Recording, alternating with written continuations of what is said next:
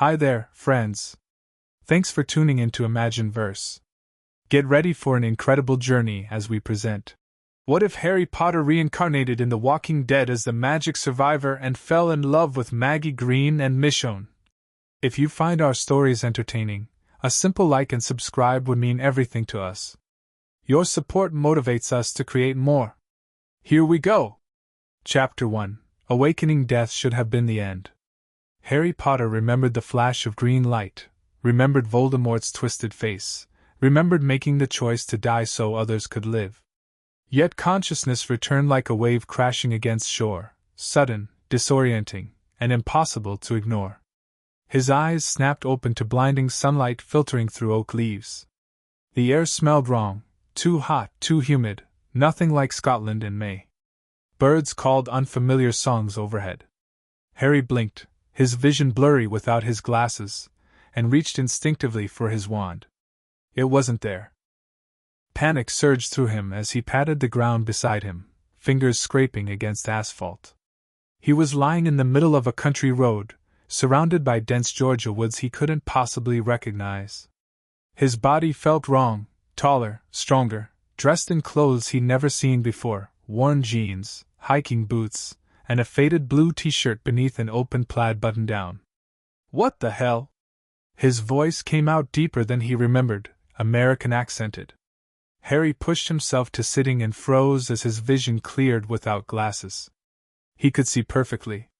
Memory slammed into him, not just of his life as Harry Potter, but of another existence. James Evans, 27, survivalist, former Army Ranger. A life he'd never lived but somehow remembered completely, right up until the car crash that should have killed him when he swerved to avoid hitting something that shouldn't exist. This can't be real, Harry muttered, rubbing his forehead where the lightning scar should be.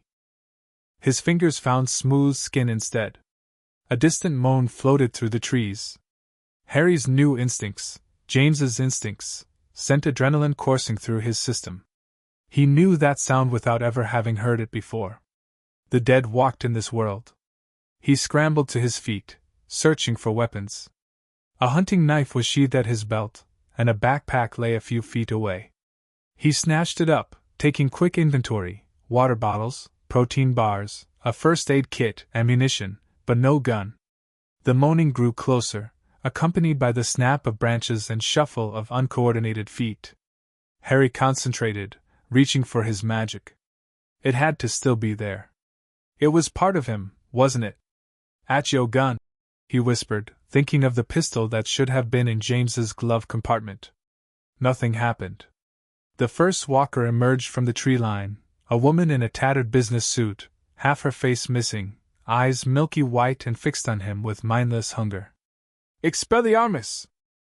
Harry shouted, thrusting his hand forward. To his shock, a pulse of energy shot from his palm, not red as he expected, but a deep forest green.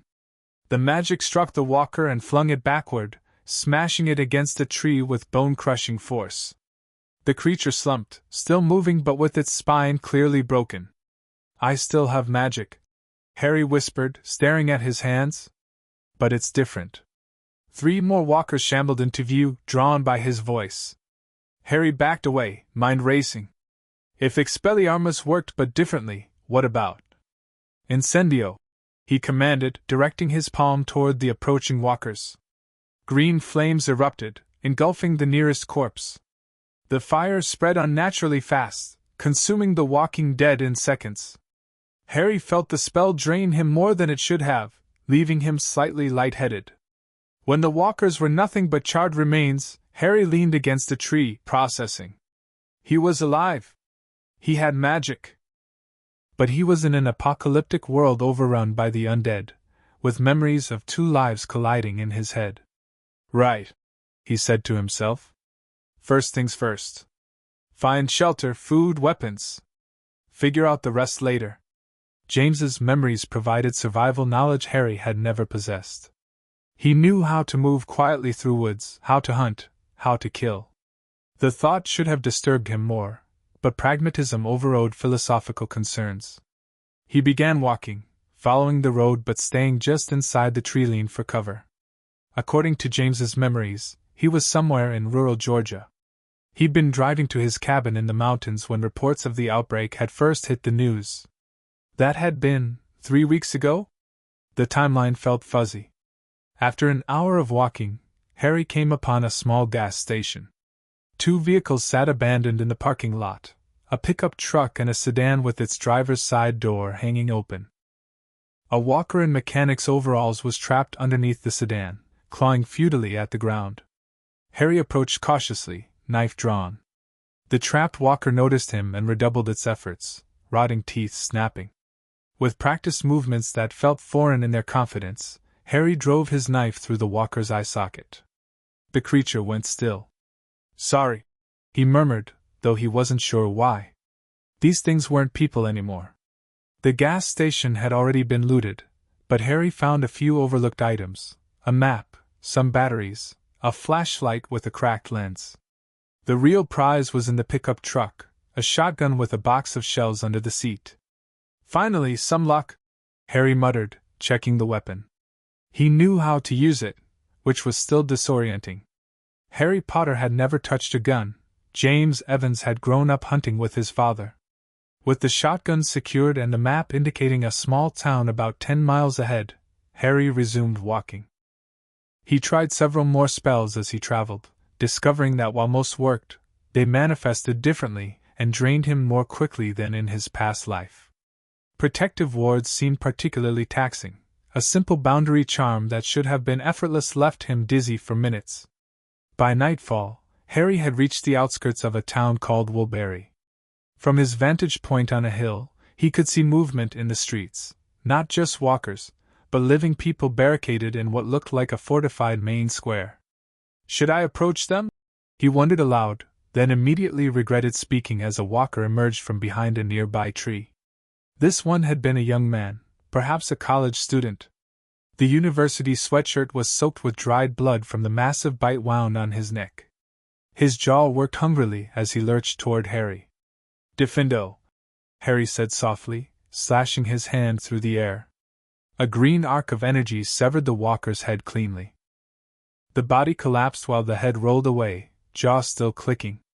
Harry sighed. Still not used to that. He decided against approaching Woodbury that night. Something about the arrangement of guards and barriers troubled him, triggering James's combat instincts. Instead, he found an abandoned house on the outskirts, cleared it of a single walker, an elderly man who'd died in his recliner, and secured the doors and windows. In the relative safety of the house, Harry finally had time to examine himself. The bathroom mirror revealed a face that was and wasn't his, same green eyes, but without glasses, no lightning scar, stronger jaw, short dark hair instead of his perpetually messy mop. His body was taller and more muscular than he'd ever been, hardened by military training he remembered receiving but never actually experienced. "This is mad," he told his reflection. "Am I dead? In a coma? Is this some magical afterlife?" His reflection offered no answers. Harry slept fitfully that night, dreams mixing memories of Hogwarts with images of walkers tearing into his friends. He woke with Ron's screams echoing in his ears, sweating despite the cool night air. Dawn brought clarity, if not answers. Harry decided to avoid Woodbury for now and head north, toward the mountains where James's cabin waited. If it existed. If anything from James's memories was real. 3 days of careful travel followed, during which Harry encountered small groups of walkers that he dispatched with knife or magic, depending on how drained he felt. He scavenged supplies from abandoned vehicles and homes, slowly building a better arsenal, a hunting rifle, a handgun, more ammunition. He used magic sparingly, learning its new limits through painful trial and error. On the 4th day, heavy rain forced him to seek shelter. He found a small church with its doors intact, suggesting it might be clear inside. After verifying it was empty of both living and dead, Harry barricaded himself in the pastor's office and allowed himself to truly rest for the first time since awakening. As night fell, voices outside the church jolted him awake. "Please, we just need shelter for the night." A woman's voice, desperate. "The baby's sick." A man this time. We've got food to trade. Harry crept to a window, peering through rain-streaked glass. A group of 5 stood in the churchyard, a man with a sheriff's hat, a woman clutching a bundle that must be the baby, a young Asian man, an older man with a crossbow, and a young woman with short brown hair and determined eyes that caught the beam of their flashlight. Walkers were approaching from the road, drawn by their voices. Harry hesitated only a moment before opening the church door. "Get inside," he called. "Quickly!" The group rushed in, the man with the crossbow taking down a walker that got too close. Harry helped them secure the door, then stepped back, shotgun at the ready but not aimed directly at them. "You alone in here?" the sheriff asked, eyes scanning the church interior. "Just me," Harry confirmed. "Name's James Evans." "Rick Grimes," the sheriff replied. "This is Lori, my wife, our son Carl, and Glenn and Maggie." Harry's gaze lingered on Maggie. Something about her intensity, the watchful intelligence in her eyes, reminded him painfully of Ginny. He looked away. "Your baby's sick?" he asked, focusing on the practical. Lori nodded, fear evident in her exhausted face. "Fever. We've been moving for days since our camp was overrun. Haven't found any medicine." Harry thought of the first aid kit in his pack. "I might have something that could help." The group exchanged glances, clearly weighing whether to trust him. "Why would you help us?" Maggie asked, her southern accent soft but her tone direct. Harry met her eyes. "Because that's what people should do. And there aren't many people left to do it." Something in his response seemed to satisfy her. She nodded slightly. "Let me see the baby," Harry said, approaching slowly with hands visible. Lori reluctantly allowed him to feel the infant's forehead. The child was burning up. Harry frowned. "I have some children's fever reducer, but I don't know if it's enough." "Anything helps," Rick said. "We've been using wet cloths, but there's a pharmacy in a town about 5 miles back," Harry offered. "I passed through yesterday. It was overrun, but the building looked secure. Might still have supplies." Glenn perked up. "I could make a run. First thing in the morning." "I'll go with you," Harry found himself saying. "I know which building." "Why would you risk your life for strangers?" Darryl asked, crossbow still half raised. Harry thought of all the people who had risked their lives for him. Sirius. Dumbledore. His parents. Let's just say I've been helped before when I needed it. They made camp in the church sanctuary, sharing meager supplies. Harry contributed one of his water bottles and some protein bars, which they divided among themselves. The baby, a girl named Judith, he learned, took the fever reducer and settled into fitful sleep. "Where you headed?" Rick asked as they ate by the light of a single candle. "North," Harry replied. "Mountains. Got people waiting?" Harry shook his head. "Just the cabin. Hopefully still standing." "You've survived on your own all this time?" Maggie asked. "That's impressive." There was no good way to explain that he'd only been alive in this world for 4 days. "I've been lucky," he said instead. "Luck runs out," Darryl commented. "Then you make your own," Harry countered. A ghost of a smile touched Maggie's lips, there and gone so quickly Harry almost missed it. They took watches through the night, Harry volunteering for the pre-dawn shift. As the others slept, he practiced small, silent magic, lighting the tip of his finger like a tiny lumos, levitating pebbles in his palm. Each spell felt both familiar and foreign, like playing a well-loved instrument that had been rest-strung. Maggie found him like that, sitting by the window as pink light began to filter through the trees. He quickly closed his hand around the floating pebble. "Couldn't sleep?" he asked as she sat across from him. "Not well," she admitted. "Keep thinking about the farm." "You had a farm?" She nodded, eyes distant. "My daddy's place. We thought we could wait it out there. Grow food, stay safe behind the fences." A bitter laugh escaped her. "Fences don't hold when enough of them push at once." "I'm sorry," Harry said, meaning it. "My sister Beth is with another part of our group," Maggie continued. We got separated during the attack. We're supposed to meet up on the highway in 2 days. You'll find her, Harry said with more confidence than he felt. Maggie studied him. You lost people too, haven't you? I can see it. Harry thought of Ron and Hermione, of all the friends he'd never see again. Everyone has. But you keep going, she observed. Why? The question struck him deeply. Why was he here at all? Why continue in this nightmare world when he'd already fulfilled his purpose in another life?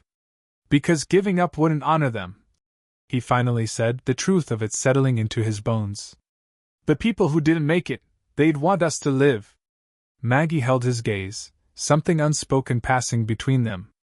Yeah, she said softly. They would. Morning brought preparation for the pharmacy run. Rick insisted Daryl join them, not fully trusting Harry yet. The 3 men readied weapons while Glenn studied a map with Harry. We'll take the back road, Harry explained. Less exposed. You military? Daryl asked, noting the way Harry checked his weapons. Something like that, Harry replied evasively. They set out at first light, moving quickly through the dripping woods. The rain had stopped, but walkers were active, perhaps drawn by the moisture. They dispatched several groups silently, Daryl with his crossbow, Glenn with a machete, and Harry with his hunting knife. The small town appeared as they crested a hill, just a handful of buildings along a main street, walkers wandering aimlessly between abandoned cars. Pharmacies there. Harry pointed to a brick building with a faded green sign. Back entrance might be clearer. They worked their way around, using parked cars as cover. The pharmacy's back door was chained shut from the inside. How'd you know it was secure if you didn't go in? Daryl asked suspiciously. I observed from outside, Harry said. Saw movement inside but no broken windows or doors. Figured someone might be alive in there. Or trapped walkers, Glenn suggested. One way to find out. Harry examined the door. We need to break the chain without making too much noise. And how do we do that? Daryl scoffed. Harry hesitated. He could use magic, but revealing that ability seemed premature. There's a garage next door. Might find bolt cutters. They found better than bolt cutters. They found survivors. 3 people had barricaded themselves in the garage's office. A middle-aged mechanic named Joe, his teenage daughter Emma, and an elderly man who introduced himself as Dr. Wilson. You a real doctor? Glenn asked hopefully. Dr. Wilson nodded. Family practice, retired. Been helping these folks since everything went to hell. We've got a sick baby, Harry explained. Need medicine. Pharmacy's got plenty, Joe said. We've been too scared to break in. Place is full of walkers. The pharmacist locked himself and the staff in when things went bad. How many? Daryl asked. 5, maybe 6, Emma said. We can see them through the windows sometimes. Dr. Wilson frowned. What symptoms does the baby have? Fever, restlessness, not feeding well, Glenn recited. The doctor nodded thoughtfully. Could be several things. I need to examine the child, but we could gather medications for the most likely causes. You'd come back with us? Harry asked. Not much keeping us here, Joe said. Place is running out of food anyway. Been meaning to move on. They formulated a plan. Joe had keys to a delivery van parked behind the garage. They would clear the pharmacy, gather supplies, then drive back to the church for the others. How do we get into the pharmacy quietly? Glenn asked. Harry glanced at the building's layout. There's a shared wall between these buildings, right? Joe nodded. Storage room backs up to our supply closet. Then we don't need the door, Harry said. We make our own entrance. Using tools from the garage, they created a small hole in the drywall, just enough to see into the pharmacy's back room. As expected, it was clear of walkers. They're all in the front, Harry whispered after peering through. Behind the counter and in the aisles.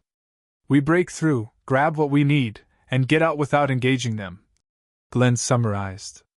That's the plan, Harry agreed. They widened the hole enough to crawl through one by one. The pharmacy's storage room was a treasure trove, medications still neatly organized on shelves, supplies untouched.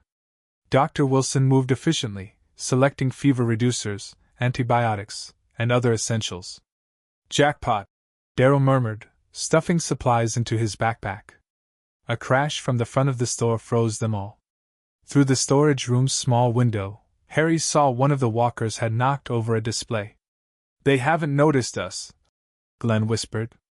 "Keep going." They continued gathering supplies, working silently.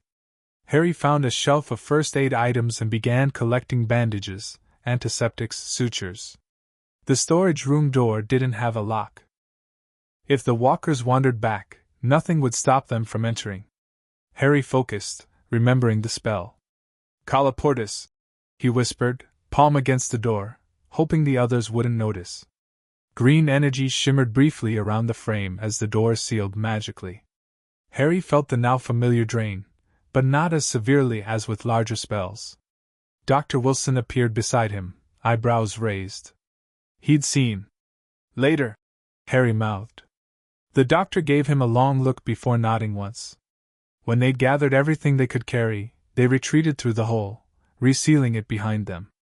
Joe had the van ready, engine running. "We need to hurry," Harry said as they loaded the supplies. "That much noise might draw more walkers." As if summoned by his words, shambling figures began emerging from between buildings, drawn by the van's engine. "Everyone in!" Darrell shouted. They piled into the vehicle, Joe gunning the engine as walkers reached for them. The van fishtailed on the wet pavement before straightening out and accelerating away from the small horde. "That was too close," Glenn said, breathing hard. Harry caught Dr. Wilson watching him with undisguised curiosity. The man knew Harry had done something to the door, something impossible. That would be a conversation for later. They returned to the church to find Rick standing guard outside, tension evident in his posture. "Judith's worse," he said without preamble as they approached. "And Laurie's not doing well either." Dr. Wilson moved past him. "Let me see them." Inside, the baby was crying weakly, her face flushed with fever. Laurie looked barely conscious, leaning against the wall. "She gave Judith her water," Maggie explained, kneeling beside them. "Wouldn't take any herself." The doctor examined both patients quickly. "The baby has an infection, probably bacterial. We have antibiotics that should help. The mother is dehydrated and exhausted." While Dr. Wilson administered medications, Harry helped Maggie prepare a more comfortable area using blankets from the van. Their hands brushed as they worked, and he felt an unexpected jolt of connection. "Thank you," she said quietly, "for helping strangers. Seems like the only way anyone survives in this world," Harry replied. Her eyes held his. "Most people wouldn't see it that way anymore. Then most people have already lost something more important than their lives." A ghost of a smile touched her lips. "You sound like my father. Is that a compliment?" "Highest one I give," she said, turning back to her task. With medications administered and plans made, the group decided to stay at the church another night before heading toward the highway rendezvous point where they hoped to find Beth and the others. "You're welcome to join us," Rick told Harry that evening. "We could use someone with your skills." Harry considered it. He had no real attachment to James's cabin, it was just a destination he'd fixated on. These people offered human connection, something he'd been missing since arriving in this world. "I'll come as far as the highway," he decided. "See how things go."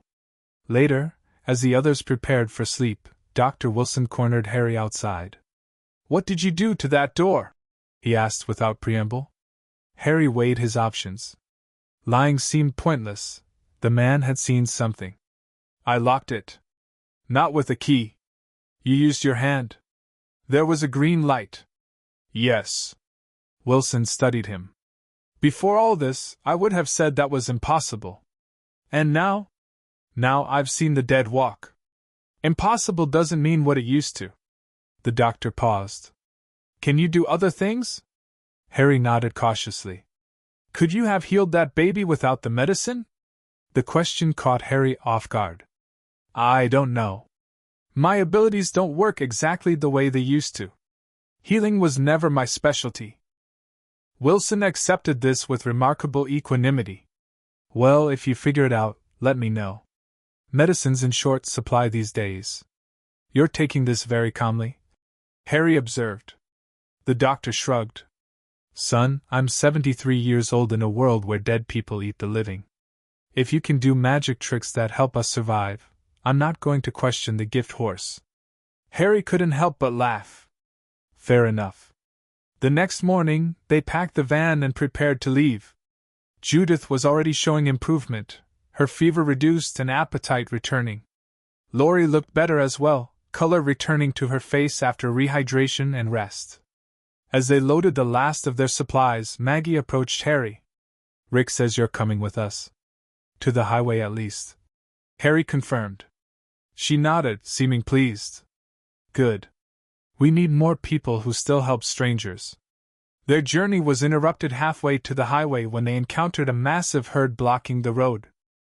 Rick halted the van behind an abandoned tractor-trailer, assessing the situation. Too many to go through, he concluded. We need a detour. Map shows a back road about a mile east, Glenn said. Might be clearer. Or might be blocked too, Darryl countered. No way to know. Harry looked at the walkers shuffling along the highway. There had to be hundreds, maybe 1,000. No way around without potentially missing the rendezvous. I might be able to create a distraction, he offered. Draw them away from the road. Rick looked skeptical. How? Harry thought quickly. Fire. Set something big ablaze off to the side. They follow light and noise. Too dangerous, Laurie protested, clutching Judith. I can do it, Harry insisted. I'm fast, and I know how to move quietly. After debate, they agreed. Harry would circle through the woods, find something to burn safely away from their route, then rejoin them further up the highway. Take this, Maggie said, offering him a walkie-talkie. We'll be on Channel 3. Their fingers touched during the exchange, lingering a moment longer than necessary. Be careful, she said softly. Harry nodded. Always am. Once out of sight in the woods, Harry moved quickly, formulating a plan. He needed something large enough to create significant noise and light, but controlled enough not to start a forest fire. About half a mile from the road, he found it, an abandoned gas station with several cars still parked outside. Checking that he was alone, Harry focused his magic. Incendio, he whispered, directing the spell at one of the vehicles. Green flames erupted, consuming the car with unnatural speed. The gas tank ignited with a satisfying boom that echoed through the trees. Harry immediately cast a containment charm around the blaze, ensuring it wouldn't spread to the surrounding forest. The effect on the herd was immediate. Walkers turned toward the explosion, shambling en masse toward the new stimulus. The road began to clear. Harry radioed the others. Distraction successful. Road should be clearing now. Copy that. Rick's voice crackled back. We're moving. Meet us at Checkpoint Alpha. Harry circled back toward the highway, keeping to the tree line. The plan was working perfectly, until it wasn't. A small group of walkers had separated from the main herd, wandering into the woods directly in his path. Harry froze behind a tree, counting. 8 of them, too many to take quietly with his knife. He drew his handgun, considering. The shots would draw more, potentially undoing his distraction. Magic was the better option, but he was already drained from the fire spell. Before he could decide, a whistle cut through the air. The walkers turned toward the sound, giving Harry a clear view of a figure standing on a ridge, a woman in a hooded cloak, face obscured, holding what looked like a sword. She whistled again, drawing the walkers toward her, then disappeared over the ridge. Harry heard the distinctive sounds of blades cutting through rotting flesh. When he cautiously approached, he found all 8 walkers permanently dead, heads severed or brains pierced. The woman was gone. Hello? Harry called softly, scanning the trees. I'm not a threat. No response. Shaking off the strange encounter, Harry continued toward the rendezvous point. He reached the highway to find the van waiting, the group looking relieved at his appearance. "We were about to come looking," Glenn said as Harry climbed in. "Got delayed by some walkers," Harry explained, deciding not to mention the mysterious woman. "Someone else took care of them." "Someone else?" Rick asked sharply. "Who?" "Didn't see clearly," Harry said. "They disappeared." This news created visible tension. "Could be the people who attacked the farm," Daryl suggested. "Or could be friendly survivors," Maggie countered. "Not everyone out there is an enemy." "Can't risk it," Rick decided. "We keep moving, stay alert." They continued toward the meeting point, a highway intersection marked by a green road sign riddled with bullet holes. As they approached, Harry felt Maggie's tension radiating beside him. "What if they're not here?" she whispered. "Then we wait," he replied. "Or look for signs they've been here." The intersection appeared deserted when they arrived, no sign of Beth or the others. Maggie's face fell as she scanned the area. "They should be here," she said, voice cracking. "We agreed on this spot." They exited the van cautiously, weapons ready. Harry noticed something white fluttering from the road sign, a piece of cloth tied to the metal post. "There," he pointed. "Someone left a message." Maggie rushed forward, untying what proved to be a handkerchief with writing in what looked like charcoal. "Heard came through. Move to Plan B. B?" Maggie read, relief flooding her features. "It's from Beth. They're alive." "What's Plan B?" Rick asked. "Old hunting cabin about 5 miles north," Glenn answered. "Herschel showed it to me once." New hope energized the group as they returned to the van. They followed Glenn's directions down increasingly narrow roads until they reached a dirt track leading into dense woods. "Have to go on foot from here," Glenn said. They gathered essential supplies, ensured Judith was securely wrapped, and began the hike. Harry found himself walking beside Maggie, who seemed both anxious and hopeful. "Beth is strong," he offered. "She made it this far." "She is," Maggie agreed. "Stronger than anyone gives her credit for. Even me sometimes." "Siblings are like that," Harry said, thinking of how he'd underestimated Ron and Ginny at times. "We see them as we first knew them, not as they've become." Maggie glanced at him curiously. "You have siblings?" The question caught Harry off guard. In this life, James had been an only child. In his previous life, had a sort of adopted family, he said carefully. "Not blood, but close enough." "And they're gone now?" Harry nodded, throat tight. "Another life." She seemed to understand he meant it figuratively. "I'm sorry." The cabin appeared through the trees, a small, rustic structure with smoke rising from its chimney. Maggie broke into a run at the sight, calling Beth's name. The door opened, and a slender blonde girl appeared, tears streaming as she ran to meet her sister. They collided in a fierce embrace, both sobbing with relief. More people emerged from the cabin, an older man with a white beard and one leg who must be Herschel, Maggie and Beth's father, a woman with short gray hair, a muscular black man, a young boy about Carl's age. Reunions unfolded with tearful embraces and relieved laughter. Harry stood back, suddenly feeling like an intruder in this family moment. Dr. Wilson, Joe, and Emma similarly hung back, newcomers to the established group. Herschel noticed them first, approaching with a warm smile despite the obvious pain of moving with a makeshift crutch. "Maggie tells me you helped bring medicine for little Judith," he said to Harry, extending his hand. "We're grateful." Harry shook it, struck by the man's dignified presence. "Just doing what anyone would." "Not anyone," Herschel said wisely. "Not anymore." The combined group was too large for the small cabin, but no one suggested splitting up again. They made camp around the clearing, setting up watches and organizing supplies. That evening, gathered around a small, carefully shielded fire, Harry learned more about the group's history, how they'd come together in the early days of the outbreak, the losses they'd suffered, their narrow escape from the farm. We lost Andrea during the attack, Beth said quietly. And T-Dog. Patricia and Jimmy too.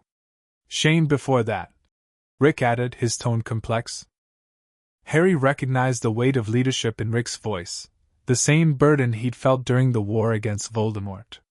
The responsibility for lives, for decisions that got people killed. As the night deepened and most of the group settled to sleep, Harry took first watch, positioning himself on a fallen log with clear sightlines to the surrounding forest. The familiar weight of vigilance settled over him. Footsteps approached, Maggie, rifle in hand. Thought you might want company, she said, sitting beside him. Always, Harry replied, surprising himself with his openness. They sat in comfortable silence for a while, listening to the night sounds, insects, distant walkers, the soft breathing of sleeping survivors. What were you before? Maggie finally asked. In the old world. Harry considered how to answer. I was fighting in a different kind of war. Military? Something like that. He hedged. A resistance, you could say. Maggie seemed to accept this. Did you win? The question struck deep. Had they won? Voldemort was defeated, but at such cost. And now Harry was here, in this nightmare reality. I thought we did, he answered honestly. Now I'm not so sure what winning means. I know that feeling, she said, gazing into the darkness. We keep surviving, but for what? For the chance that it gets better, Harry suggested. That we build something worth living for, not just surviving for. She turned to look at him, moonlight catching in her eyes. You really believe that's possible? I have to, Harry said. Otherwise, what's the point of any of this? Something shifted between them in that moment, a connection forming, tentative but real. Maggie reached out, her hand covering his on the log between them. I'm glad you found us, James Evans, she said softly. Harry felt a pang at the false name, but pushed it aside. So am I. They stayed that way through their watch, hands touching, a small point of human warmth in a cold, dead world. Morning brought new challenges as the group debated their next move. The cabin was too small for everyone, and resources were limited. There's a prison about 20 miles west, Rick said, pointing to a map. If we could clear it, secure the fences, it could be defensible. Room for everyone, maybe even land to grow food. A prison? Laurie looked skeptical. Is that really where we want to raise our children? Walls and fences, Darrow countered. Better than being exposed. The debate continued, with opinions divided. Harry listened, considering the options. A defensible position made sense, but a prison would be difficult to clear. A rustling from the trees silenced everyone. Weapons came up as a figure emerged from the forest, the hooded woman Harry had glimpsed before, now clearly visible in daylight. She carried a katana on her back and led two armless, jawless walkers on chains. That's her, Harry said quietly to Rick. The one I saw yesterday.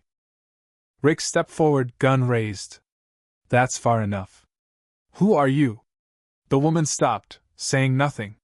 She reached up slowly and lowered her hood, revealing a beautiful black woman with dreadlocks, her expression guarded and fierce. Asked who you are? Darrow repeated, crossbow aimed. Michonne, she finally said, her voice low and rich. Those walkers. Glenn pointed. Why are they chained? Camouflage, she answered simply. They mask my scent. Keep other walkers away. Harry studied her with fascination. The solution was brilliant in its simplicity. What do you want? Rick demanded. Michonne's eyes moved over the group, pausing briefly on Harry. Heard you talking about the prison. I've scouted it. This caught everyone's attention. And? Rick pressed. Outer yards overrun. Inner yards might be secure. Buildings seem intact. She delivered the information efficiently, without embellishment. Why tell us? Herschel asked. Michonne hesitated. Been alone too long. The simple admission hung in the air, raw with vulnerability despite her stoic delivery. Rick looked to the others, gauging reactions. Darrow remained suspicious, but Glenn and Maggie seemed open to the newcomer. Harry found himself intrigued by her resourcefulness, her evident survival skills. "You're welcome to join us," Harry said before he could stop himself. All eyes turned to him, some surprised at his presumption. "Not my call," he added quickly, nodding to Rick. Rick studied Michonne carefully. "Those pets stay outside our camp. You surrender your weapons until we know you better." Michonne considered this, then nodded once.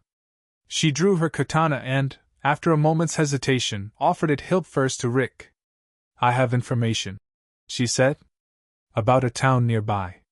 Woodbury. Not safe." Woodbury? Harry remembered the town he'd observed on his first day. "What's wrong with it?" Michonne's eyes met his. "Man who runs it.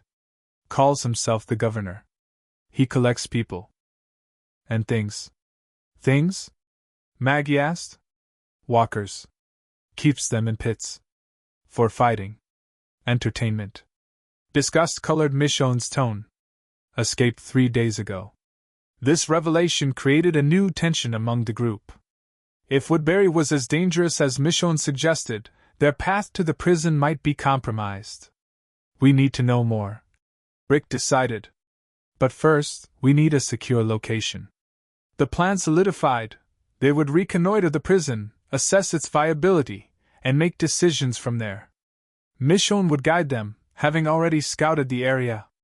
As they prepared to move out, Harry found himself helping Michonne secure her walker pets away from the main group.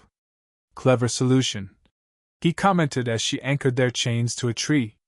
She eyed him warily. "Necessity." "I'm James," he offered. "I know," heard the others. Her gaze was penetrating. "You're different from them." Harry stilled. "How so?" "The way you watch. The way you move." She demonstrated a subtle gesture with her hand. "Like this, when you think no one's looking." Harry realized she'd mimicked one of his spellcasting motions. She'd been watching him very carefully. "I could say the same about you." He deflected. A ghost of a smile touched her lips. "Survivors recognize each other." With that cryptic comment, she turned and walked back toward the group, leaving Harry to wonder just how much she'd observed. The journey to the prison took most of the day, with the group moving cautiously through the woods, avoiding roads when possible. Judith remained mercifully quiet, soothed by the antibiotics and Laurie's constant attention. They stopped at a ridge overlooking the prison complex in late afternoon. The facility sprawled below them, guard towers, double fences, cell blocks, and a large yard. As Michonne had reported, walkers filled the outer areas, but the inner sections appeared potentially defensible. "Could be a gold mine," Rick mused. "Food, weapons, medicine. If we can get in," Daryl added. Harry studied the layout, military training from James's memories kicking in. "Main gate's the weak point.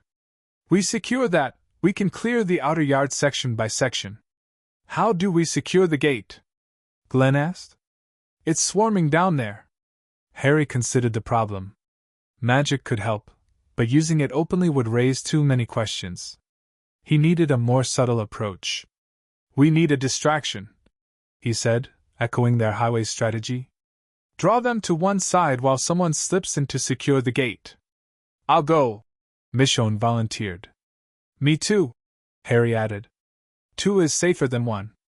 Plans formed quickly. Glenn, Daryl, Rick, and Maggie would create noise to draw walkers away from the main gate. Harry and Michonne would slip in and secure the entrance, allowing the others to follow.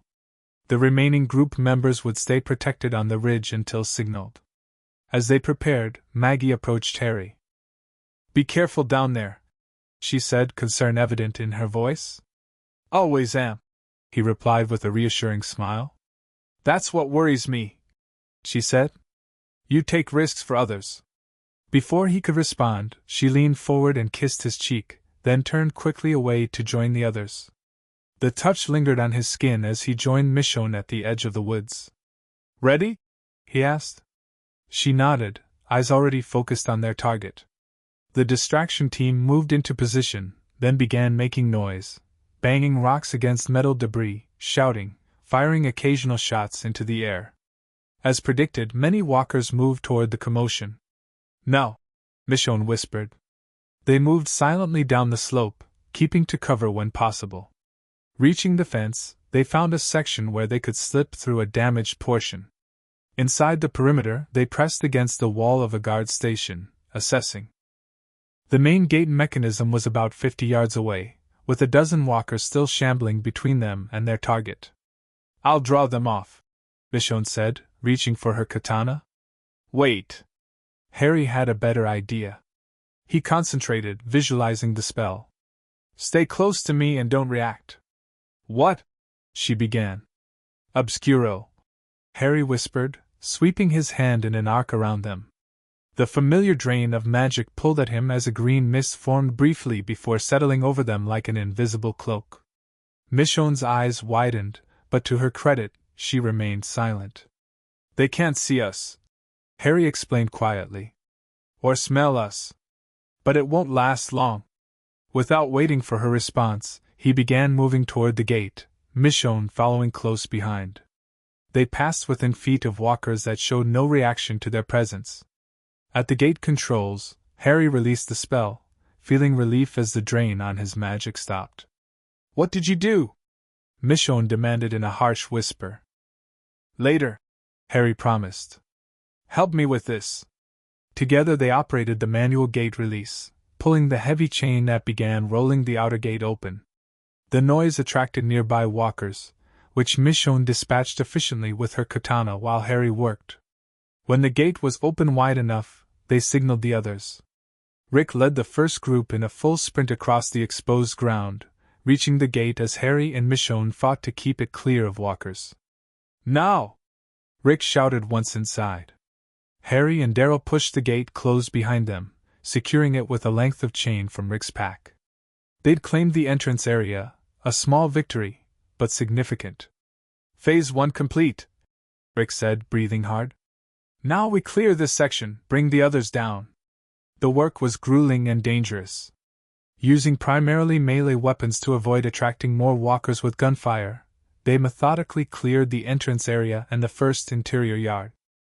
Harry used his knife for the most part, resorting to subtle magic only when absolutely necessary, a whispered impedimenta, to slow a walker lunging at Beth, a silent depulso, to push one away from Carl when it got too close.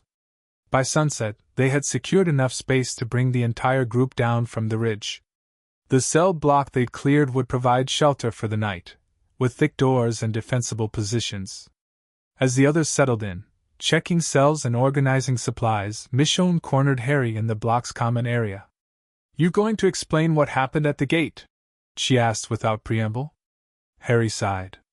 He'd known this conversation was coming. "Would you believe me if I said it was a military experimental technology?" She gave him a flat look. "No. Didn't think so." He glanced around to ensure they weren't overheard. "I can do things. Things that shouldn't be possible. Magic," she stated simply. The directness surprised him. "Yes. Show me." Harry hesitated, then held out his hand, palm up. "Concentrating," he whispered.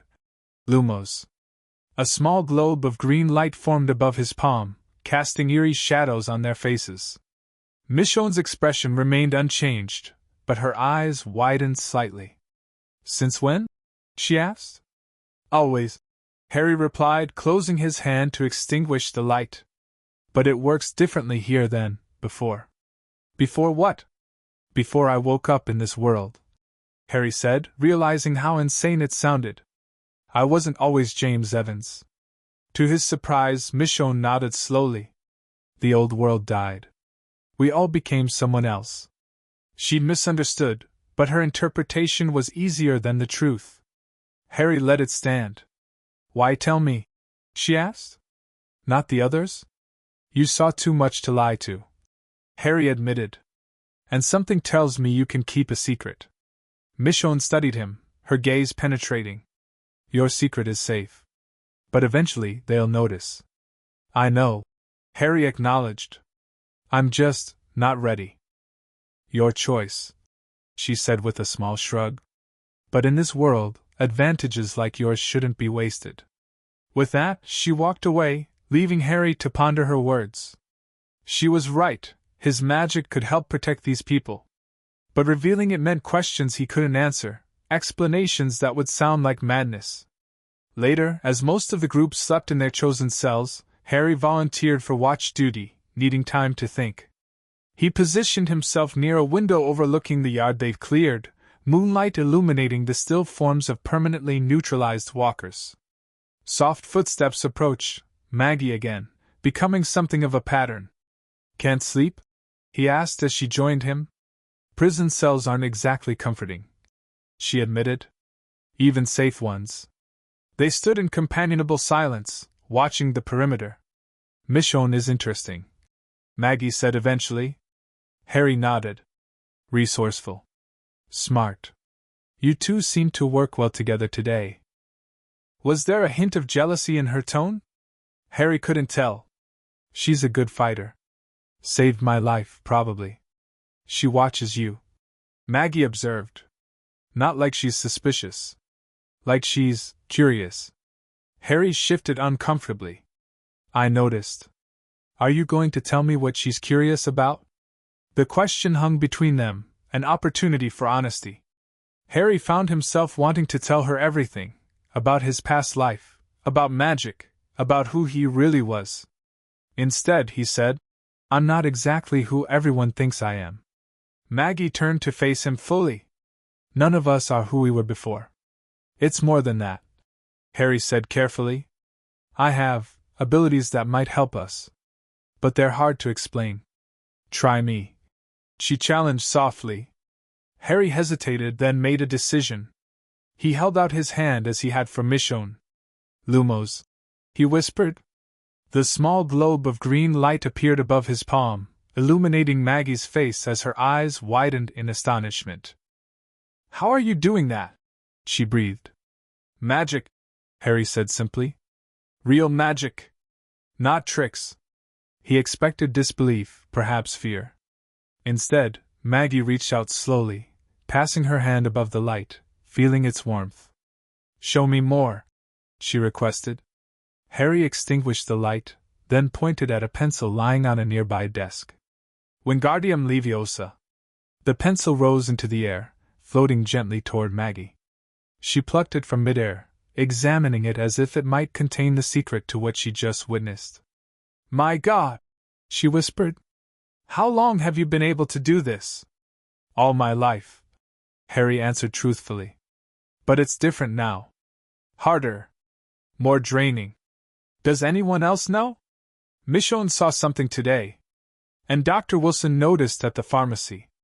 Harry ran a hand through his hair. "It's not something I can hide forever if I use it to help." Maggie was quiet for a moment, processing. "You should tell the others. Rick, my father. We need every advantage we can get." "And when they ask where it comes from? What I am?" Harry challenged gently. "Tell them what you told me," Maggie said. "You have abilities. They help us survive. That's what matters now."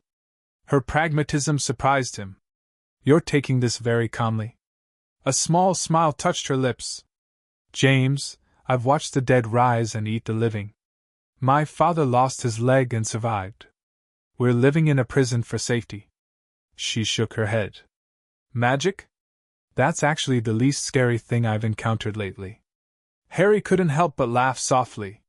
"When you put it that way. Besides," she added, stepping closer, "I've always believed there was more to this world than what we can explain. Daddy taught us that." Their faces were inches apart now. Harry could see every detail of her eyes in the moonlight, feel the warmth of her breath. "Maggie, I..." A scream shattered the moment, coming from the cell block where Laurie had been sleeping. They ran toward the sound, finding Rick already at Laurie's side. She was doubled over in pain, clutching her pregnant belly. "The baby's coming," Carol announced, already in nurse mode. "We need to get her comfortable." What followed was organized chaos as the group scrambled to prepare. Herschel took charge, directing Carol and Beth to gather clean linens while Dr. Wilson unpacked what medical supplies they had. "It's too early," Laurie gasped between contractions. "Something's wrong." Harry stood helplessly by as the others worked. His knowledge of healing spells was limited, and he had no experience with childbirth. Maggie appeared at his side. "Can you help her? With your abilities?" "I don't know," Harry admitted. "Healing was never my strength, and I don't want to make things worse." Hours passed with Laurie's labor progressing slowly and painfully. Carl sat with Judith outside the cell, trying to keep the toddler distracted from her mother's cries. Rick paced frantically, occasionally rushing in to hold Laurie's hand before being ushered out by Carol. "We need to do a C-section," Dr. Wilson finally announced grimly. "The baby's in distress, and Laurie's exhausted." "Do we have the supplies for that?" Herschel asked. "Not really," the doctor admitted. "But we have no choice." The gravity of the situation hit everyone at once. Without proper medical equipment, and in unsanitary conditions, such a procedure could be fatal. "There must be an infirmary," Rick said desperately. "Every prison has one." "No time to look," Dr. Wilson countered. "We need to decide now." Harry felt the weight of the moment crushing down. He could stand by and watch Laurie possibly die, or he could reveal his abilities fully and try to help, with no guarantee of success. "I might be able to help," he said finally, stepping forward. "But I need everyone to trust me and not ask questions until after." All eyes turned to him. Rick looked desperate enough to accept anything. "What can you do?" he demanded. Maggie spoke up. "Trust him, Rick. Please." Something in her tone must have convinced him, because Rick nodded once. "Do it." Harry approached Laurie, who lay pale and sweating on the makeshift bed. "Laurie, I'm going to try something. It might feel strange, but I need you to stay as still as possible." She nodded weakly, beyond questioning. Harry took a deep breath and centered himself. The spell he needed wasn't one he'd used before, but he understood the theory. It would be complex and draining, potentially dangerously so. "Everyone back up," he instructed. "Give me space." When they had complied, Harry placed his hands gently on Laurie's distended abdomen. He closed his eyes, concentrating on the life within, on the connection between mother and child. "Partus aprio," he whispered, channeling his magic. Green light spread from his hands, enveloping Laurie's abdomen. She gasped but didn't move. The light intensified, sinking beneath her skin. Harry felt the drain immediately, far more severe than any spell he'd attempted in this world. His vision blurred, but he forced himself to maintain focus. "Maternalis protego," he continued, adding the protective component. Sweat beaded on his forehead as he visualized what needed to happen: a safe passage for the child, protection for the mother. The magic pulled at him, threatening to overwhelm his consciousness. A gasp from Carol brought his attention back. Laurie's abdomen was shifting, the skin parting bloodlessly along a precise line, green magic holding the tissues apart. "Oh my God!" someone whispered. Working through sheer determination now, Harry maintained the spell as Dr. Wilson, overcoming his shock, reached in to deliver the baby. The infant emerged moments later, a boy, tiny but perfect. "Vulnera sinenter," Harry rasped, his final strength going into healing Laurie's abdomen as the doctor removed the placenta and checked for complications. The magical incision closed seamlessly, leaving not even a scar. The green light faded, and Harry collapsed backward, caught by Michonne, who had appeared silently behind him. The baby's cry filled the cell block, healthy, vigorous. Laurie lay exhausted but very much alive, color already returning to her face. "He's beautiful," Dr. Wilson announced, handing the cleaned infant to his mother. "And perfectly healthy." Rick pushed forward, falling to his knees beside Laurie, tears streaming down his face as he beheld his son. Harry watched from where he sat slumped against Michonne, barely conscious. The magic had drained him more severely than anything he'd attempted before. "Thank you," Rick said, looking up at Harry with awe. "Whatever you did, thank you." Harry managed a weak nod before darkness claimed him. He woke hours later in a cell, Maggie sitting beside him. Sunlight streamed through the high window, suggesting he'd been unconscious through the night. "Welcome back," she said softly when his eyes opened. "You had us worried." Harry's mouth felt like cotton. "Laurie? The baby?" "Both doing remarkably well," Maggie assured him. "Dr. Wilson says it's miraculous. No blood loss, no infection risk. Laurie's already sitting up and feeding little Robert." "Robert?" "After Rick's father," Maggie explained. She paused, studying him. "What you did, everyone saw." Harry nodded weakly. "I know. They're waiting for explanations. Rick, my father, the others." Her hand found his. "But I told them you needed to recover first." "Thank you." Harry attempted to sit up, finding his strength returning slowly. "How long was I out?" "About 12 hours. He grimaced. "That's the longest yet." "You pushed too hard," came a voice from the doorway. Michonne stood there, arms crossed. "Nearly killed yourself." "Worth it," Harry replied simply. Michonne's expression softened slightly. "Yes. It was." Maggie helped Harry to his feet, supporting him as they made their way to the common area. The group fell silent as he entered, all eyes turning to him with expressions ranging from awe to fear to gratitude. Laurie sat in a makeshift recliner, baby Robert sleeping in her arms. Rick stood beside them, Judith on his hip. His expression was unreadable. "James," Herschel spoke first, leaning on his crutch. "We owe you a debt we can never repay." Harry shook his head. "You don't owe me anything." "What you did," Rick said, stepping forward. "What was it?" The moment of truth had arrived. Harry took a deep breath, gathering his thoughts. "I can do things that most people can't," he began carefully. "Call it magic, abilities, whatever you want. I've had these powers all my life, but they work differently now, in this world." "Like a superhero?" Carl asked, his young face alight with wonder. Harry smiled weakly. "Not quite that impressive. And using it takes a toll, as you saw." "Why didn't you tell us sooner?" Rick asked, no accusation in his tone, just curiosity. "Would you have believed me without seeing it?" Harry countered gently. Rick conceded the point with a nod. "Can you do other things?" Glenn asked. "Besides healing?" "Yes," Harry acknowledged. "But there are limits. Each use drains me. Big spells, like what I did for Laurie, can be dangerous." Daryl, who had been leaning against the wall, spoke up.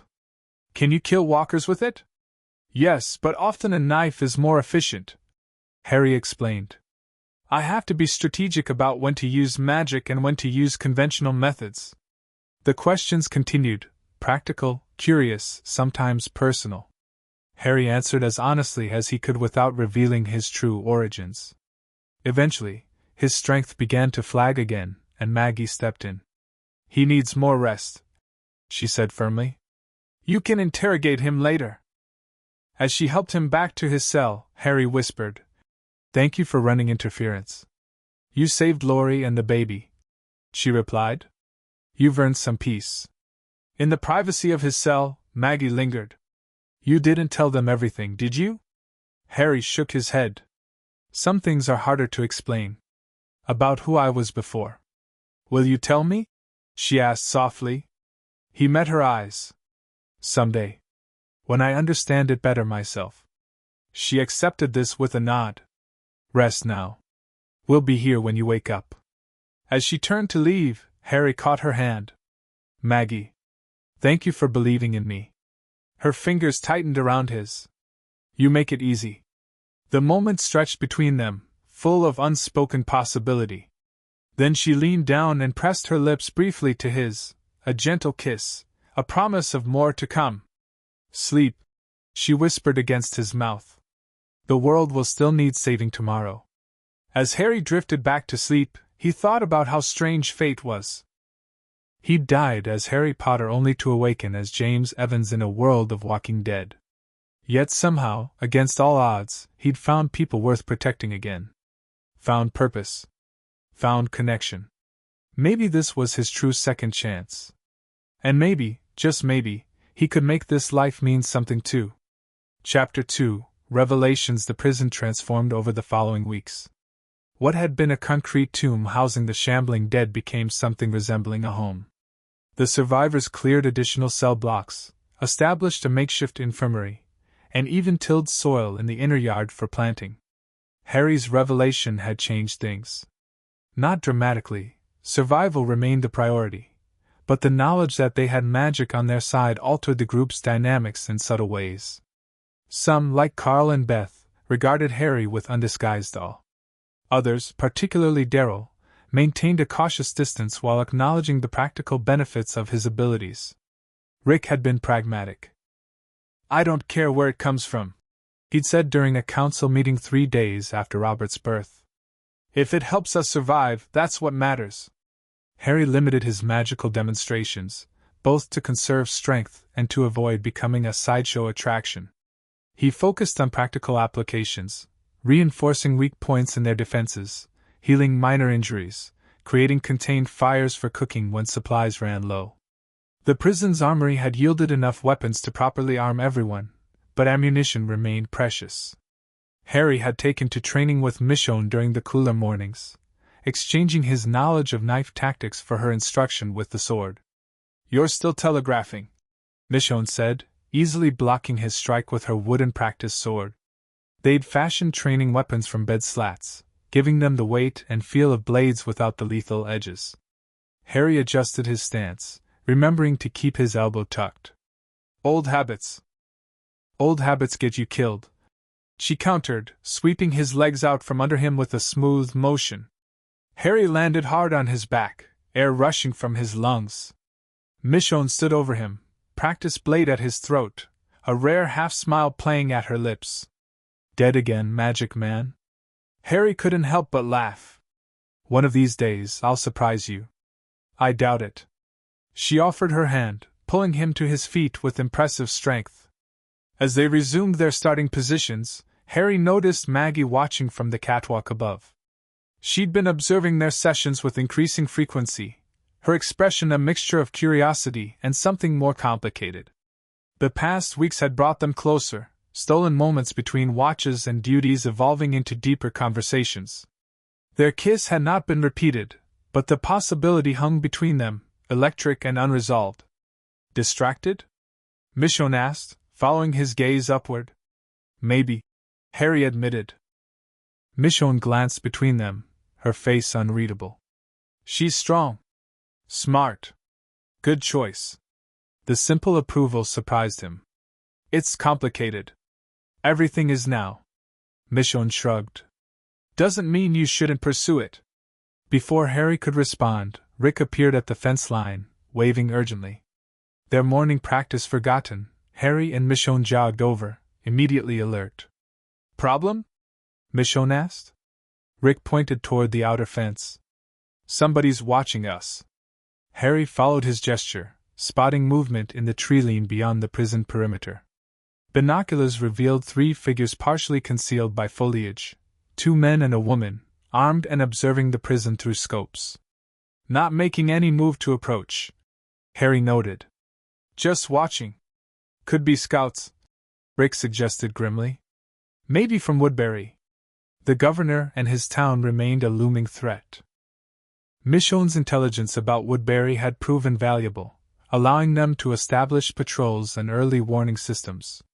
So far, there had been no direct confrontation, but tension lingered like storm clouds on the horizon. "I can get closer," Michonne offered. "See what they're planning." Rick shook his head. "Too risky. If they're reporting back to the governor, we don't want to tip our hand." "I might have another way," Harry said thoughtfully. "Let me try something." He focused on one of the observers, picturing the man clearly in his mind. "Legilimens," he whispered, directing his magic outward. The familiar drain began immediately, but differently than he expected. Instead of connecting with the man's thoughts, Harry found himself perceiving through his senses, seeing the prison as the observer saw it, feeling the weight of the rifle in his hands, hearing the whispered conversation. more organized than the other groups. Look at those guard rotations. Think it's worth the risk? A woman's voice, tense with doubt. We need the medicine. Julio won't last another day without antibiotics. Harry pulled back, the connection breaking as suddenly as it had formed. He staggered slightly, Michonne's hand steadying his elbow. What did you see? Rick asked. They're not from Woodbury. Harry explained, blinking away disorientation. They're looking for medicine. Someone in their group is sick, Julio. Rick's expression shifted from suspicion to consideration. Could be a story. I was in his head. Harry countered. Or at least, connected to his perceptions. They're desperate, not hostile. Rick studied the tree line, weighing options. Herschel's got medical knowledge, and we have antibiotics to spare now. Could be a trap. Michonne warned. Or an opportunity. Harry suggested. More people, more security. If they're decent. After a moment's deliberation, Rick nodded.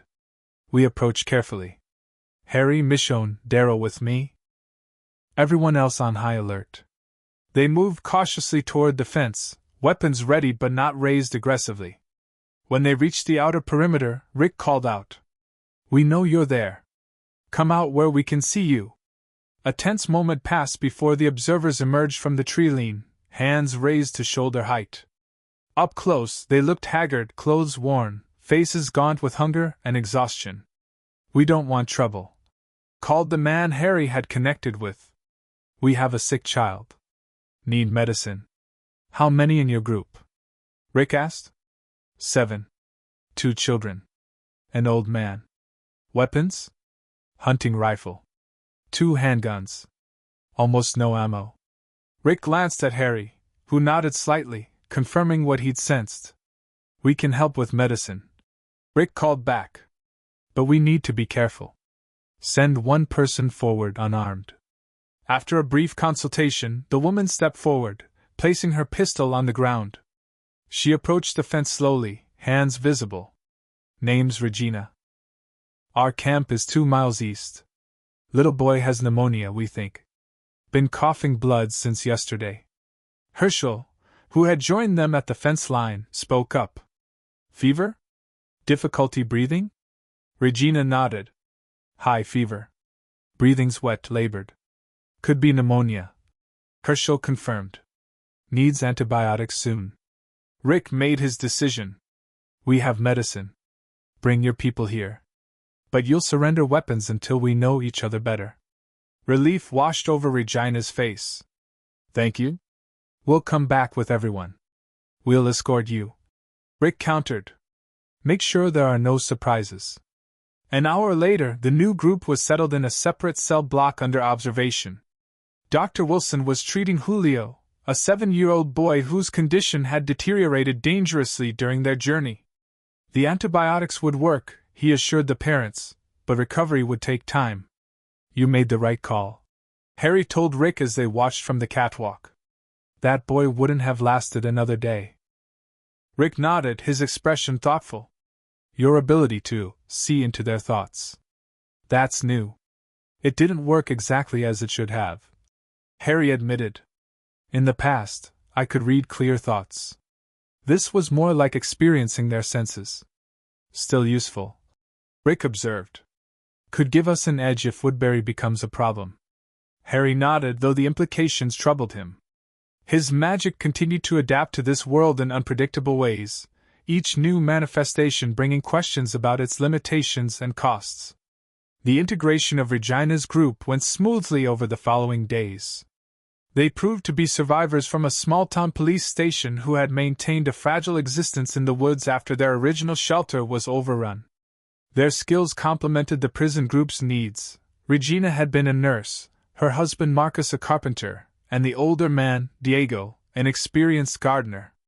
We're stronger together, Rick announced at dinner a week after their arrival. More eyes on watch, more hands for work. Morale improved with the newcomers. Extra bodies meant more efficient watch rotations, allowing everyone more rest. The cell blocks, once eerily empty, began to feel appropriately populated. Harry found himself with the first real leisure time since arriving in this world. Some evenings, he would climb to the prison roof with a rescued paperback, reading by conjured light as the stars emerged above. It was during one such evening that Maggie found him, a blanket draped over her shoulders against the autumn chill. "Room for one more?" she asked, holding up a flask. "Darryl found some whiskey on the last run." Harry set his book aside, smiling. "Always." She settled beside him, their shoulders touching as she spread the blanket across both their laps. The whiskey burned pleasantly as they passed the flask between them. "Good book?" she asked, nodding toward the paperback. "Agatha Christie. Murder mystery seems quaint now." Harry smiled wryly. "Remember when that was what people feared? Being murdered by one clever person?" Maggie laughed softly. "Instead of being eaten by dozens of stupid ones." They fell into comfortable silence, watching the moonlight cast long shadows across the prison yard. "I've been meaning to ask," Maggie said eventually. "Your magic, could you teach anyone else?" The question caught Harry by surprise. "I don't think so. Where I come from, you're either born with it or you're not." "Where you come from?" Maggie repeated thoughtfully. "You still haven't told me about that." Harry took another sip of whiskey, gathering courage. "You'd think I was insane." "Try me," she challenged gently. "After everything we've seen, my definition of insane has gotten pretty flexible." The moment stretched between them, possibility hanging in the cool night air. Harry made his decision. "My real name isn't James Evans," he began. "It's Harry Potter." He told her everything: Hogwarts, Voldemort, the Wizarding World, his sacrifice, and his inexplicable awakening in this apocalyptic reality with memories of a life he'd never lived. Maggie listened without interruption, her expression shifting from skepticism to wonder to acceptance. When he finally fell silent, she took his hand. "I believe you." Those 3 words, so simple yet so profound, broke something open inside him. "You can't possibly." "But I do," she insisted. "I've seen what you can do. And honestly, magic from another reality makes as much sense as anything else about our world now." Harry stared at her, this remarkable woman who faced the impossible with such pragmatic grace. "You're extraordinary, you know that?" A flush colored her cheeks, visible even in the moonlight. "I'm just practical. If the dead can walk, why can't wizards be real?" "Fair point," Harry conceded, smiling. Maggie shifted closer, her head finding his shoulder. "So, Harry Potter, what happens now?" "I wish I knew," he admitted. "I don't know why I'm here or what it means. Sometimes I wonder if I failed somehow, if this is punishment." "Doesn't feel like punishment to me," Maggie said softly. "Having you here, it's made a difference. To all of us." She hesitated. "To me." Harry turned to face her, their faces inches apart. "Maggie, I..." Gunfire erupted from the eastern fence line, shattering the moment. They scrambled to their feet, Harry instinctively drawing his wand before remembering it didn't exist in this world. "That's near the news section," Maggie said, already moving toward the roof access door. They raced down to the yard where chaos had erupted. Walkers were pouring through a breach in the outer fence, drawn by the gunfire. Rick and Darryl were attempting to close the gap while Glenn and Michonne dispatched the dead that had already entered. "What happened?" Harry shouted, joining the defense line. "Someone cut the fence," Glenn yelled back, driving his machete through a walker's skull. "Found tracks leading back to the woods." The implications were clear.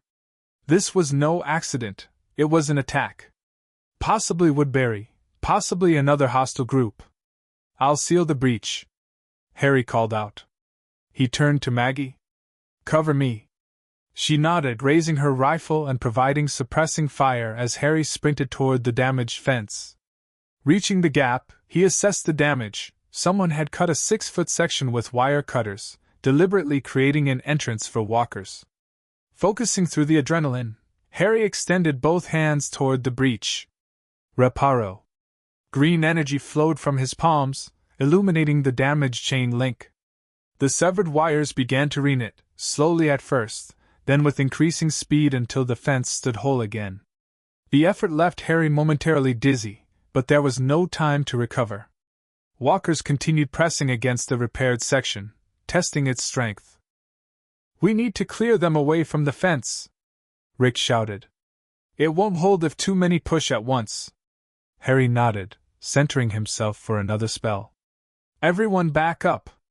When his allies had created distance, Harry swept his hand in a wide arc. "Incendio circum!" A ring of green flame erupted in a circle around the perimeter, not touching the fence itself, but creating a burning barrier that the walkers instinctively shied away from. The spell drained him significantly, but not dangerously. He was learning to calibrate his magic more efficiently. "That should hold them off," Harry said, rejoining the others. "But we need to find out who cut the fence." "Had to be Woodbury," Darryl growled. "Governor's been too quiet lately." "We don't know that for certain," Rick cautioned, though his expression suggested he shared the suspicion.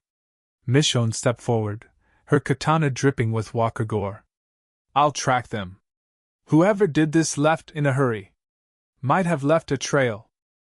"Not alone," Rick countered. "Take Harry and Glenn. The rest of us will secure the prison, make sure there are no other breaches." Harry nodded, meeting Michonne's eyes. She gave him a curt nod of acknowledgement. They worked well together, a fact not lost on anyone. "Be careful," Maggie said, her hand briefly touching Harry's arm. "Whoever did this wanted us distracted or overwhelmed." "We will," Harry promised. They moved out immediately, following the tree line where Glenn had spotted tracks. Michonne took point, her tracking skills impressive as she identified broken twigs, disturbed earth, and occasional footprints. "Two people," she observed, kneeling to examine a partial boot print. "One larger than the other. Moving fast but not running." "Confident," Harry surmised. They knew we'd be busy with the walkers. The trail led them 2 miles east, eventually intersecting with a rural road where tire tracks indicated a vehicle had been waiting. "Damn," Glenn muttered. "End of the line." Michonne studied the area, then pointed to a small object glinting in the dirt. "Not quite."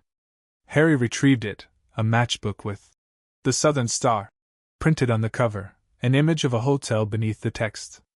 "I know this place," Glenn said. "It's a motel about 15 miles from here. Used to be a truck stop." "Could be coincidence," Harry cautioned. "Dropped by any passing survivor." "Right by the getaway vehicle?" Michonne raised a skeptical eyebrow. "Too convenient." "Worth checking out," Glenn agreed. They debated returning to the prison first but decided time was critical. If their fence cutters were temporarily based at the motel, the opportunity to gather intelligence might be fleeting. The journey took longer than expected. Twice they had to detour around walker herds, and once they hid in an abandoned gas station while a convoy of vehicles passed, 3 military-style trucks with armed men visible in the beds. "Definitely Woodbury," Glenn whispered as they watched from behind grimy windows. "I recognized those trucks from when I was held there." Harry felt tension coil in his stomach. The governor's forces were mobilizing, and the fence cutting suddenly seemed like a precursor to something larger. "We need to warn the others," he said. "After we check the motel," Michonne insisted. "Need to know what we're warning them about." The Southern Star came into view as dusk settled, a 2-story horseshoe-shaped building with a central office and rooms opening to exterior walkways. 4 vehicles were parked in the lot, a pickup truck, an SUV, and 2 motorcycles. They observed from the cover of trees across the road, counting movement in windows, noting guard positions. "I count 8, Glenn whispered. "Maybe more inside rooms without windows." "Arm," Michonne added. "Military posture. Not casual survivors." Harry studied the layout, formulating a plan. "I could get closer. Use magic to listen in." "Too exposed," Glenn objected. "They have snipers on the roof." "I don't need to be visible," Harry explained. "I can use a disillusionment charm. Makes me nearly invisible." Michonne considered this. How long can you maintain it? 20 minutes, maybe 30. Harry estimated. Longer than that gets risky in terms of energy drain. After brief discussion, they agreed. Harry would approach using magical concealment, while Glenn and Michonne maintained overwatch positions with lines of sight to different sections of the motel. If anything goes wrong, don't engage, Harry instructed. Get back to the prison, warned Rick. Don't be a hero, Glenn countered. Information only. Harry nodded, then stepped back from their hiding place. Dissimulo, he whispered, tapping his head. The now familiar sensation of something cold trickling down his body accompanied the spell. Looking down, he saw his form shimmer and begin blending with the surroundings. Not true invisibility, but a chameleon-like effect that would make him nearly impossible to spot if he moved carefully. He crossed the road during a gap in walker activity, moving slowly to minimize sound and the slight visual distortion his movement created. Reaching the motel parking lot, he examined the vehicles more closely, noting ammunition boxes in the truck bed and what appeared to be explosives in the SUV's open hatch, concerning developments that confirmed these weren't merely scouts. Harry approached the ground floor room with the most activity, positioning himself beneath an open window where voices carried. Tomorrow at dawn, a deep voice was saying. Governor wants us in position before they wake up. Perimeter team confirmed the fence repair, a woman replied. They've got someone who can fix damage quickly. Changes the approach. That's why we bring the tank, the first voice stated with grim satisfaction. Don't need to open a fence when you can drive through it. Harry's blood went cold. A tank? The prison walls were sturdy, but not designed to withstand military weaponry. Remember, the governor wants prisoners, the woman cautioned. Especially the sword carrier and the leaders. Says he has special plans. What about the others? Expendable. But women and children separated if possible. Useful at Woodbury. Harry had heard enough. This wasn't a scouting mission or resource raid. It was a planned assault with the intent to capture or kill everyone at the prison. And it was happening tomorrow. He backed away carefully, maintaining his magical camouflage despite the drain beginning to tax him. When he'd put sufficient distance between himself and the motel, he circled around to the rendezvous point where Glenn and Michonne waited. We have a serious problem, he said as the spell faded. They're attacking at dawn. And they have a tank.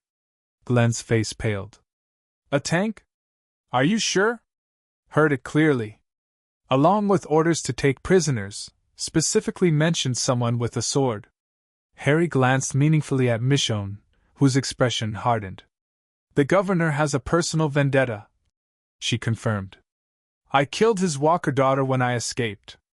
We need to move, Glenn urged. Get back and prepare everyone. The return journey was tense, each of them processing the implications of what they'd discovered. Even at a near run, it would be past midnight before they reached the prison. We should consider evacuation, Harry said as they navigated through a wooded area. The prison walls won't stand against armor. Where would we go? Glenn asked. With children, elderly, wounded? Better on the move than dead or captured, Michonne replied bluntly. They pushed harder, fatigue forgotten in the urgency of their mission. When the prison came into view just after 1 a.m, they approached cautiously until challenged by Daryl on watch.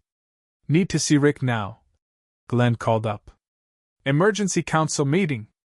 Rick was awakened, along with the other council members, Herschel, Carol, Sasha, and Daryl. They gathered in the library, faces grim as Harry relayed what he'd overheard. A tank, Rick repeated, the implications sinking in. And they're coming at dawn. We have maybe 4 hours, Harry confirmed, checking his watch. Not enough time to fortify, especially in the dark. Then we evacuate, Herschel said firmly. The children alone are reason enough. Evacuation protocols? Rick nodded. Everyone takes their assigned bus or vehicle. Rendezvous at the secondary location. They had planned for this possibility, a forest cabin 20 miles west that they'd scouted and stocked with minimal supplies. It wasn't ideal for long-term shelter, but it would serve as a rallying point. "I'll wake everyone," Carol said, already moving toward the door. "Quietly," Rick cautioned. "No panic. Essentials only, 15 minutes to pack." The prison erupted into controlled chaos as families were awakened and evacuation procedures implemented. Harry joined Maggie at the armory, distributing weapons and ammunition. "When you said be careful, I didn't realize how right you'd be," he commented, handing her extra magazines for her rifle. "At least we have warning," she replied, her expression tense but composed. "Dad says we're splitting into 3 groups. Different routes to the cabin." Harry nodded. "Smart. Harder to track, and if one group encounters trouble, the others might make it. You're with me and Beth," Maggie continued. "Bus 2. Dad's leading Bus 1 with Rick and the children. And Bus 3?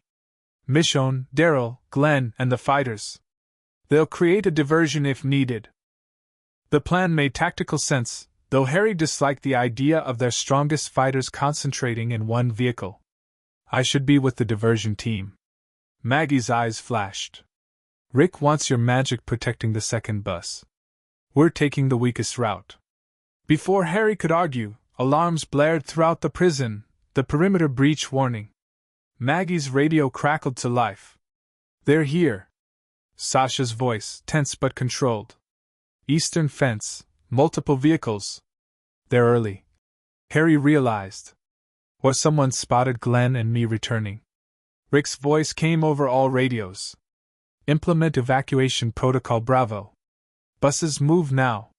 Bravo meant immediate departure, minimal possessions, fighting retreat if necessary. They'd drilled it twice, but never under actual attack conditions.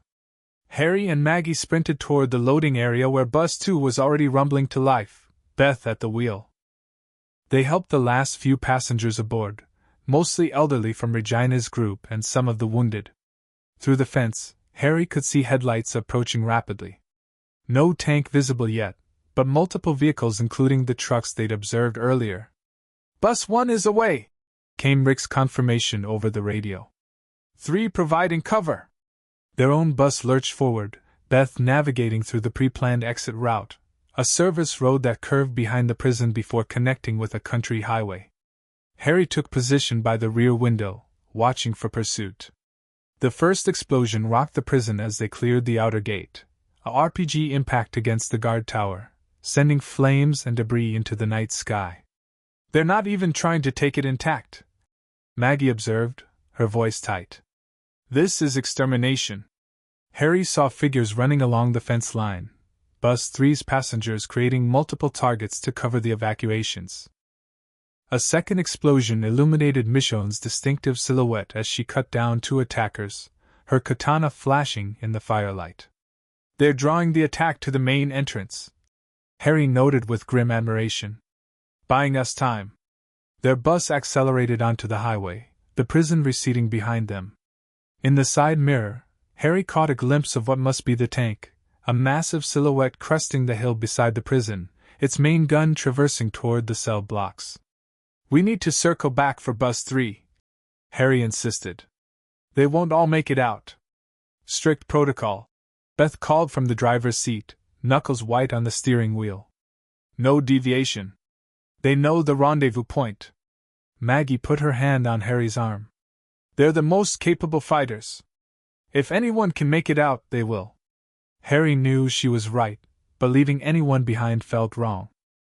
He stared out the rear window as the prison disappeared around a bend, the orange glow of fires still visible against the night sky.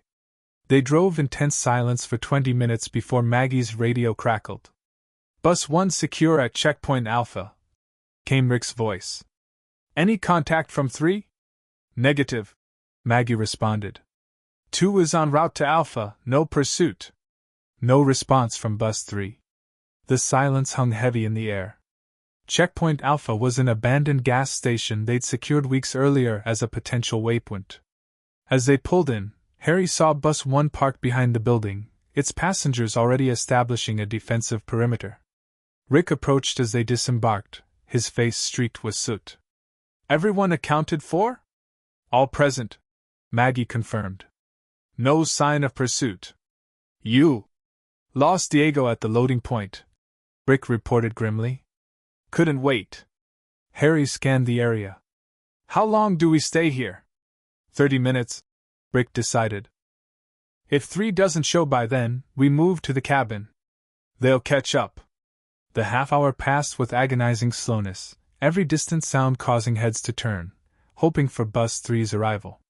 When the deadline arrived with no contact, Rick made the difficult call to continue to the secondary location. We're more vulnerable separated, he explained to the assembled survivors. Need to consolidate our strength. The journey resumed with heightened vigilance. Harry volunteered to ride on Bus 1, using magic to enhance their security. He created an early warning perimeter around the moving vehicles, a modified version of the protective enchantments he'd used during the Horcrux hunt, adapted to trigger if anyone approached within 50 yards. They reached the forest cabin shortly before dawn, the eastern sky just beginning to lighten. The location was well chosen, a former ranger station situated on a defensible rise, with sight lines in all directions and a small stream nearby. We establish watch rotations immediately, Rick instructed as they secured the area. 2-person teams, 4-hour shifts. Harry approached him privately as the others settled in. I should go back. Look for Bus 3. Rick's expression was torn between agreement and practicality. We need your abilities here. The children, the wounded. Michonne, Glenn, Daryl. Harry countered. They risked everything to cover our escape. I know, Rick acknowledged, the weight of leadership heavy in his voice. Give them until noon. If we haven't heard by then, you and I will go. It was a reasonable compromise. Harry nodded, though anxiety gnawed at him with each passing hour. Maggie found him staring toward the road, his position offering the best view of the approach to the cabin. They'll make it, she said, though uncertainty tinged her voice. Michonne knows these woods better than anyone. I should have stayed with them, Harry replied. I could have gotten captured or killed, Maggie interrupted. And then where would we be? The truth of her statement didn't ease his guilt. Harry had survived one war by watching others sacrifice themselves. He'd promised himself never again. If they don't come soon, Rick and I are going back, he told her. Maggie's face tightened. Then I'm coming too. Maggie, don't. She cut him off. Don't tell me to stay behind. Beth is safe. My father is here. I can help. Her determination was familiar, the same stubborn courage he'd seen in Ginny, in Hermione. He knew better than to argue. 3 of us then, he conceded. Noon approached with no sign of Bus 3 or its passengers. Rick assembled a small council, himself, Harry, Maggie, and Herschel, to plan their search mission. We take 1 vehicle, move quietly, observe before engaging, Rick outlined. If Woodbury has patrols, we avoid them. This is reconnaissance only. And if they've been captured? Maggie asked the question they all feared. Rick's expression hardened. Then we gather intelligence and return here to plan a proper rescue. As they prepared to depart, a sound froze them all in place, an engine approaching, followed by the crunch of tires on the gravel road leading to the cabin. Battle positions, Rick ordered, everyone scrambling for cover and weapons. Harry took position beside a window, magic at the ready. A battered pickup truck came into view, moving slowly up the incline. As it neared, he caught a glimpse of the driver, Daryl, his face bloodied but unmistakable. It's them, Harry called out, already moving toward the door. The truck stopped in the clearing, its rear bed crowded with people, Michonne, Glenn, Carol, and 3 others Harry recognized from Bus 3. As they climbed down, their injuries became apparent. Glenn was supporting his right arm, possibly broken. Michonne moved with a pronounced limp, a blood-stained bandage visible on her thigh. What happened? Rick demanded as they approached. Where are the others? Ambush at the secondary road junction, Daryl reported, his voice hoarse. Bus took an RPG hit. We got who we could out before it burned. The implication settled over the group like a physical weight. Of the 15 people on Bus 3, Only 7 stood before them. Martinez led a pursuit team, Michonne added, her face tight with controlled pain. We lost them in the state forest, doubled back through the creek. Harry moved to help Glenn, supporting his injured arm. Let's get everyone inside. Dr. Wilson can treat the wounded. As they settled the survivors in the cabin, the full story emerged. Bus 3 had successfully drawn most of the attackers away from the prison, allowing the other buses to escape. They'd planned to circle back to the highway using a secondary route, but Woodbury forces had anticipated the maneuver and set up a blockade. They knew our protocols, Carol said, her voice hollow with implications of betrayal. The governor mentioned our evacuation plan specifically. The possibility that someone had informed on them cast a pall over the reunion. Rick pulled Harry aside as Dr. Wilson treated the injured. We need to know if there's a traitor, he said quietly. Can your abilities help with that? Harry considered the request. Possibly. But it would mean invading people's minds without consent. I'm not comfortable with that. Understood. Rick nodded. Alternative suggestions? We watch for unusual behavior, Harry offered. And I'll pay closer attention when people discuss our next steps. Might catch something unintentional. Rick accepted this compromise, though worry lines deepened around his eyes. They held a full group meeting that evening, taking stock of their situation. Between both buses and the pickup, they had 42 survivors, down from 56 at the prison. Supplies would last perhaps 2 weeks with careful rationing. The cabin itself could shelter everyone, but barely, with people sleeping in shifts. We can't stay here long term. Herschel summarized what they all knew. Too small, too exposed. What about Terminus? Regina suggested. Those radio broadcasts have been running for weeks. Sanctuary for all, remember? Several others nodded, the mysterious radio transmissions having captured attention whenever someone monitored frequencies. Could be another Woodbury, Darrow countered. Pretty promises to lure people in. Or it could be legitimate, Beth argued. Not everyone left in the world is like the governor. The debate continued, positions hardening along lines of optimism versus caution. Harry observed silently, noting who advocated for which approach. Beside him, Michonne sat equally watchful, her dark eyes missing nothing. We need more information before deciding, Rick finally concluded. Tomorrow we'll send a small team to survey the area between here and Terminus. Map routes, identify threats, assess viable alternatives. The meeting dispersed, people settling into their assigned spaces for the night. Harry took first watch, positioning himself on the cabin's small porch with sightlines to the approach road. Michonne joined him an hour into his shift, moving stiffly with her injured leg. Should be resting that, Harry commented as she lowered herself onto the bench beside him. Had enough rest, she replied. Needed air. They sat in companionable silence, the forest night alive with sounds that had once seemed ominous but now registered as normal. The distant moaning of walkers, the rustle of nocturnal animals, the whisper of wind through pine needles. You were right about Woodbury, Harry said eventually. The governor is something else. Michonne's expression darkened. You don't know the half of it. Man keeps heads in aquariums. Trophies. Harry digested this disturbing detail. He'll come after us again. Count on it, she agreed. Man doesn't forget grudges. Another silence fell, broken when Michonne shifted, wincing as her injured leg protested. I could help with that, Harry offered. Not fully heal it, but reduce the pain, speed recovery. Michonne studied him, then gave a curt nod. Do it. Harry moved to kneel beside her leg. Need to see the wound.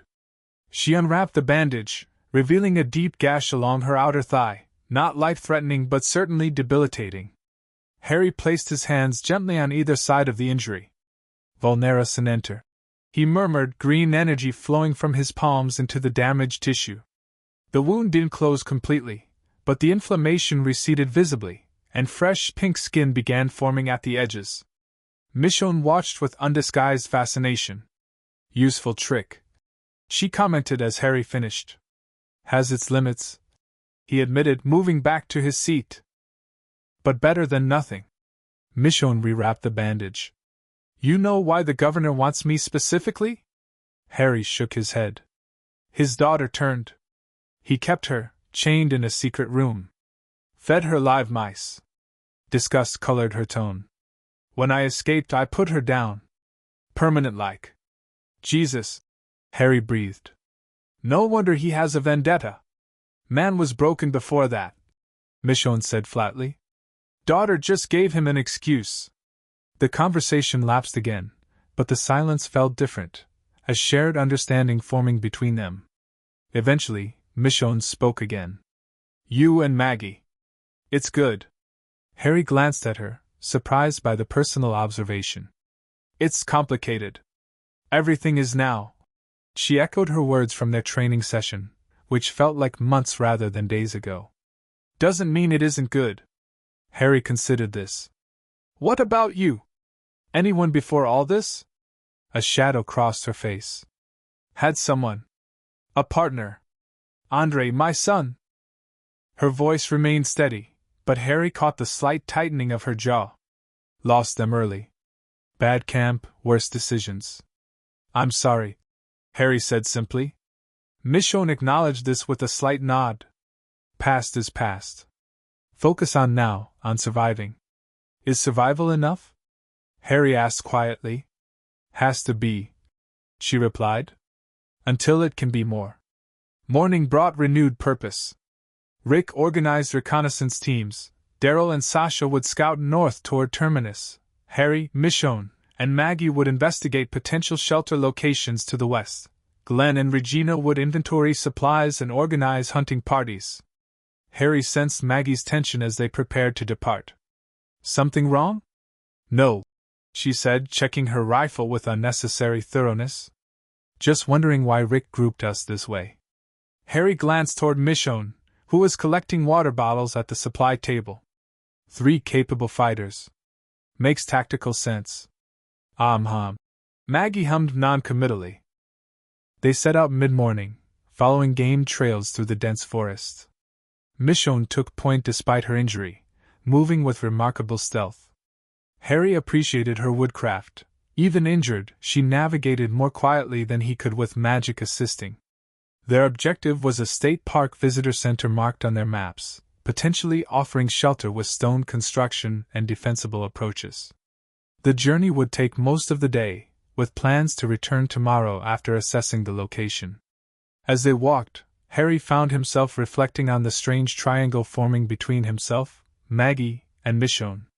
Nothing explicit had been said, but he wasn't oblivious to the undercurrents: Maggie's subtle possessiveness, Michonne's quiet observations, his own complicated feelings toward both women. Track, Michonne called softly, kneeling to examine the forest floor. Harry and Maggie moved to join her, seeing the clear imprint of a boot in soft earth. Recent, Michonne assessed. Few hours at most. Woodbury? Maggie asked. Michonne shook her head. Different tread pattern. Unknown. They proceeded with increased caution, aware they might not be alone in these woods. An hour later, they caught the first glimpse of the visitor center through the trees, a rustic stone structure with a sloped roof and wraparound porch. Looks intact, Harry observed. No obvious damage. Too intact, Michonne countered. Place this pristine? Someone's maintaining it. They observed from cover for 30 minutes, noting no movement or signs of occupation. Eventually, they agreed to approach from different angles, Michonne from the rear, Harry from the left, Maggie from the right, converging on the buildings simultaneously. Harry moved carefully through the underbrush, one hand extended before remembering he was channeling magic directly now. The habit from his previous life died hard. At the agreed signal, a bird call Michonne could mimic perfectly, they moved. Harry approached the side entrance, testing the door handle cautiously. Locked, he whispered. Alohamara, feeling the mechanism click open. The interior was cool and dim, sunlight filtering through dusty windows. The main space featured educational displays about local wildlife, an information desk, and doors leading to back offices. Harry moved silently, checking corners and doorways. Meeting no resistance, he advanced toward the center of the building where they'd planned to rendezvous. He found Maggie already there, her rifle lowered but ready. "Clear this side," she reported quietly. "Storage rooms, bathrooms, nothing useful except some first aid supplies. Offices clear on my end," Harry confirmed. "Where's Michonne?" As if summoned by her name, Michonne appeared from a hallway, but her posture instantly put Harry on alert. She was moving backward, katana raised defensively. "We're not alone," she hissed. A moment later, a figure followed her into the room, a man in his 30s, athletic build, holding a compound bow aimed steadily at Michonne's chest. "That's far enough," the man said, his voice carrying an accent Harry couldn't immediately place. "Who are you people?" Harry and Maggie raised their weapons instinctively, creating a tense standoff. "Could ask you the same," Michonne replied, katana unwavering. "I'm defending my shelter," the man answered. "You're the intruders." "We're just passing through," Maggie offered, attempting de-escalation. "Checking locations. No intention to take anything." The man's eyes darted between them, assessing. "3 of you? Or more outside?" "Just us," Harry confirmed. "We have a group, but they're not here." A flicker of something, relief, crossed the man's face. "Lower your weapons, I'll lower mine." Slowly. After a tense moment, they complied, though Michonne kept her katana unsheathed. "Name's Jason." The man introduced himself, bow now pointed downward but strings still drawn. "Been here about 2 months. I'm Maggie. This is James and Michonne." Harry noted she used his alias automatically, a small deception that nonetheless prickled his conscience. "You survived here alone?" Michonne asked, skepticism evident. Jason nodded. "Place is solid. Stone walls, metal roof. Small enough to secure, big enough to live in. Solar panels for basic electricity." This caught Harry's attention. "Working electricity?" "Limited," Jason clarified. "Enough for light at night, maybe heating water. Previous rangers installed it as a demonstration project." The possibility of even minimal electricity seemed luxurious after months without. "Our group needs shelter," Maggie said directly. "Current location is temporary, too small." Jason's posture stiffened. "How many?" 42, Harry answered honestly. "Including children, elderly." A whistle escaped Jason's lips. "That's substantial. More than this place could handle. We noticed cabins scattered through the park on our map." Harry pressed. "With the visitor center as a hub, could work." Jason seemed to consider this, bow finally relaxing completely. "Possible. Most cabins are intact. I've secured 4 myself as supply caches." The conversation shifted gradually from confrontation to negotiation. Jason had indeed been alone, having separated from a larger group after disagreements about leadership.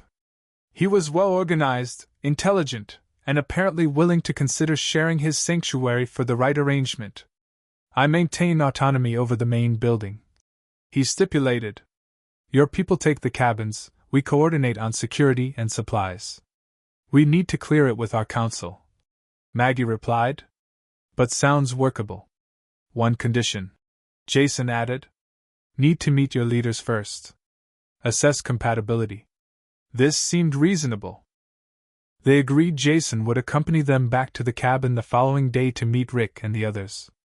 With tentative arrangements made, Jason offered them shelter for the night. The day had grown late, and traveling through unfamiliar forest after dark invited disaster. "Plenty of room," he said, gesturing to the visitor center. "I sleep in the ranger office. Main floor is clear."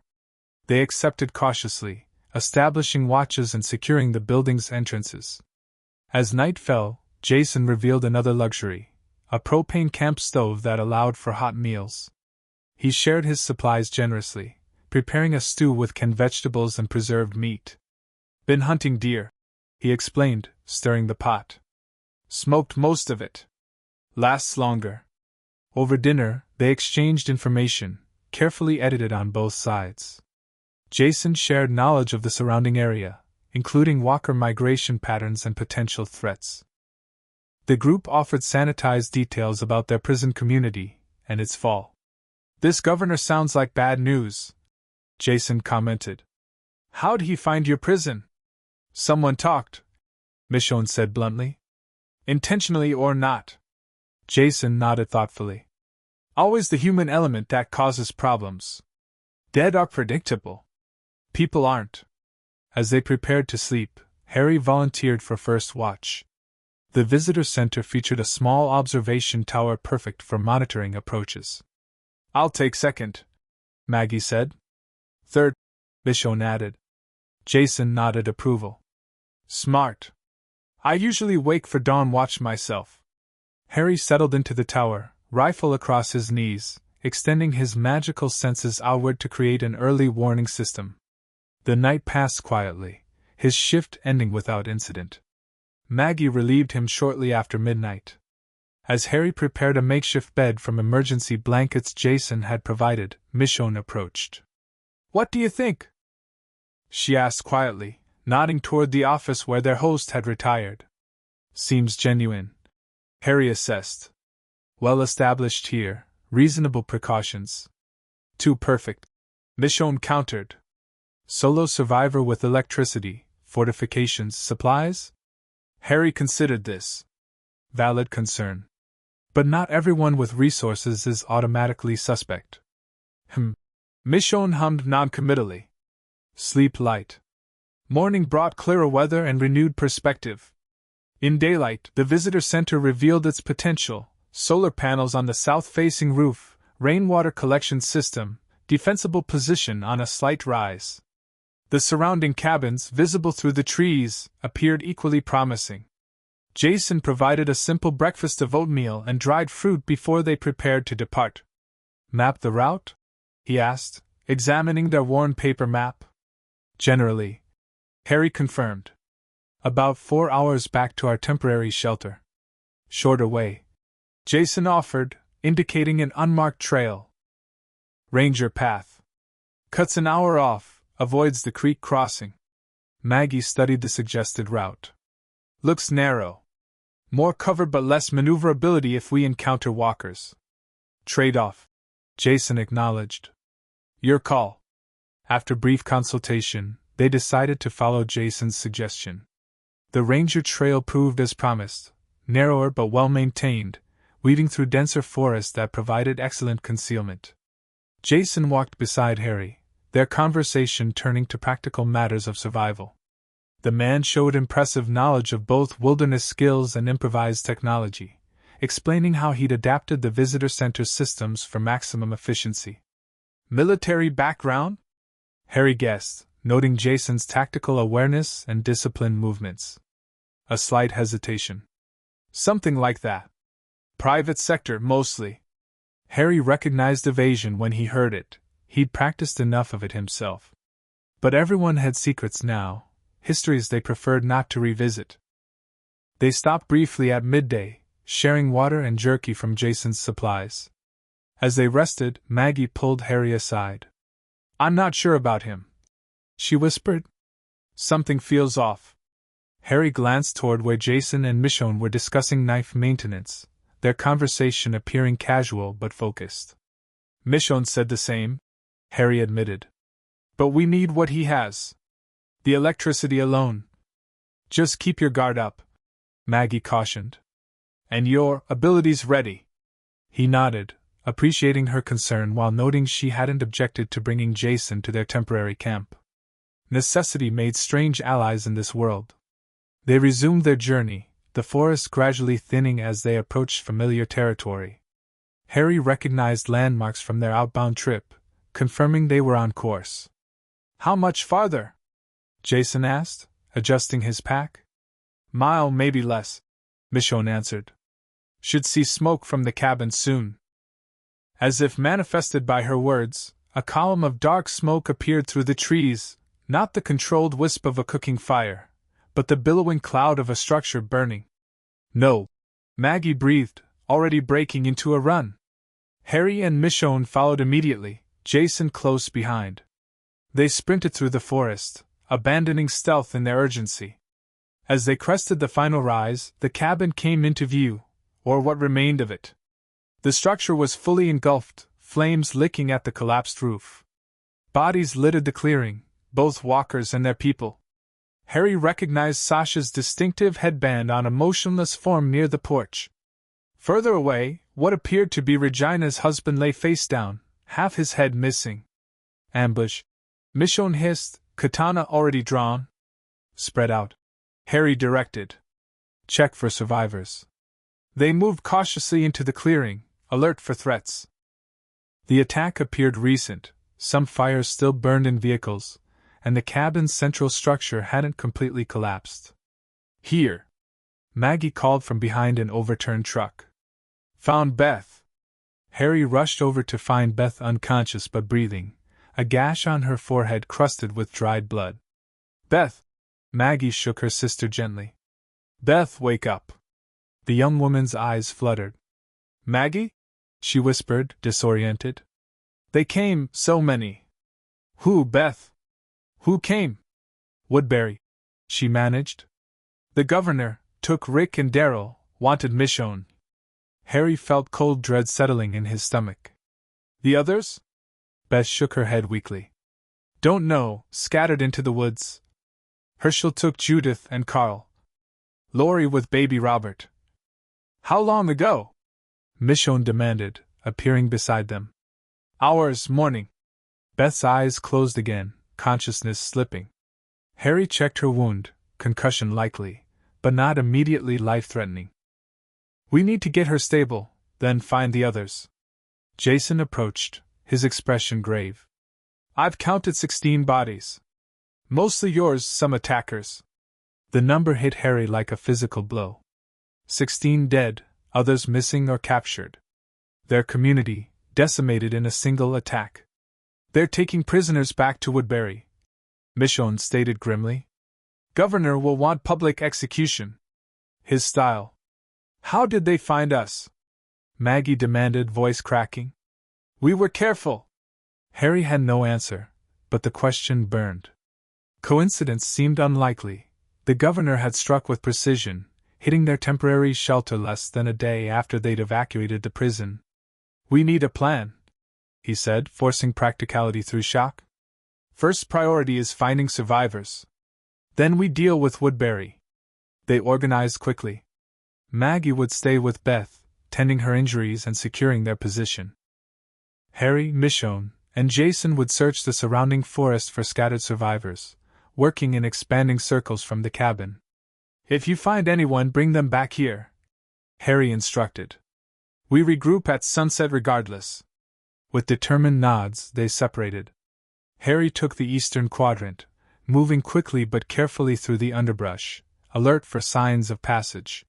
He found his first survivor within 20 minutes, Dr. Wilson, hiding in a drainage culvert, a child from Regina's group clutched protectively against him.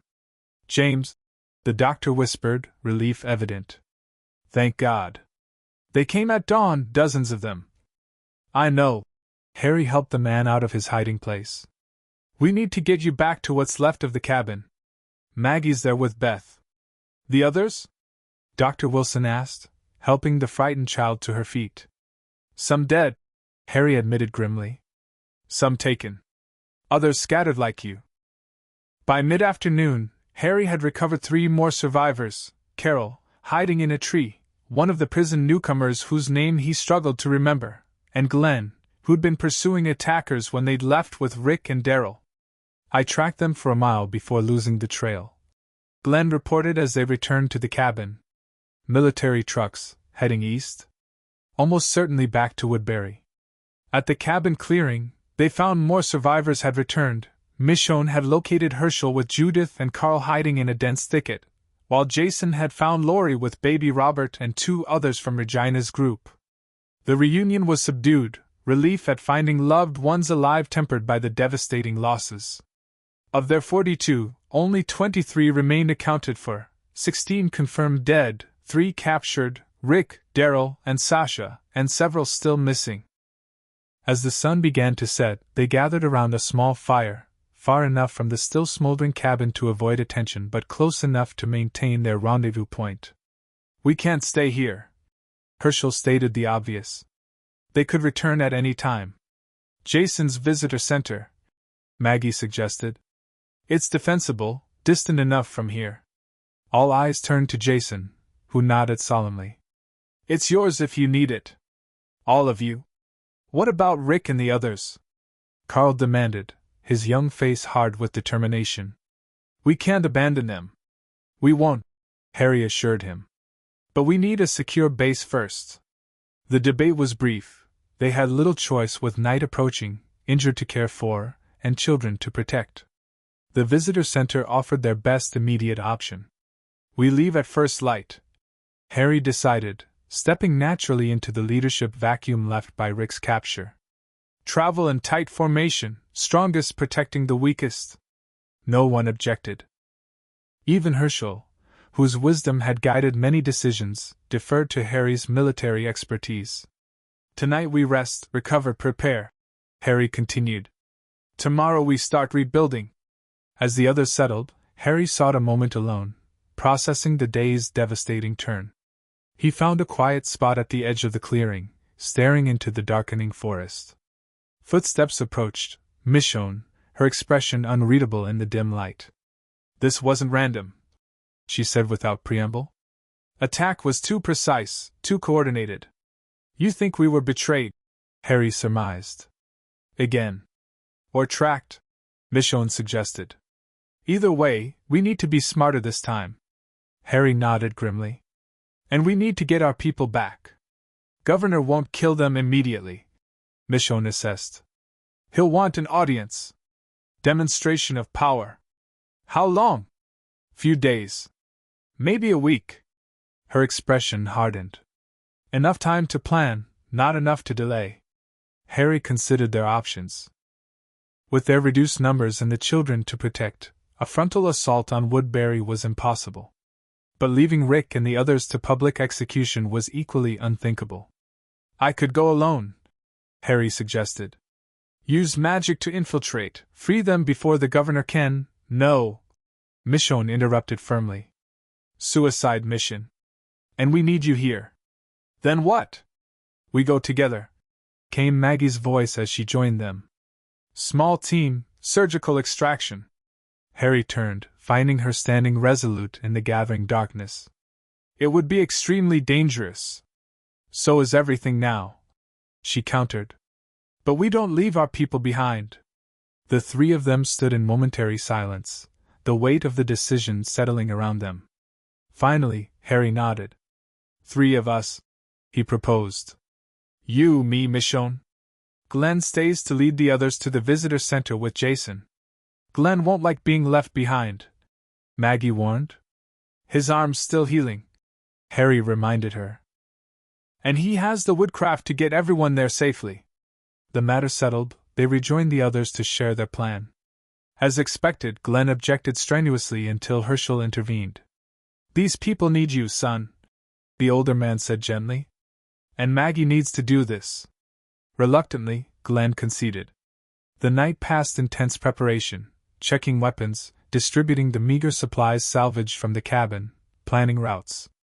Harry found himself unable to sleep despite exhaustion, his mind racing with contingencies and worst-case scenarios. He wandered to the edge of camp, where Michonne sat on watch, her silhouette outlined against the starlit sky.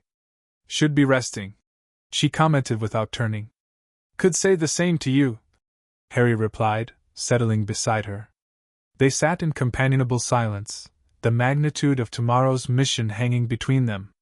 "Need to tell you something," Michonne finally said. "About the governor." "What?" "He collects trophies," she explained, voice flat. "People with unique qualities. Uses them." Harry understood the implication immediately. "If he learns about my abilities, you become the prize," she confirmed. "More valuable than revenge against me." The thought chilled him.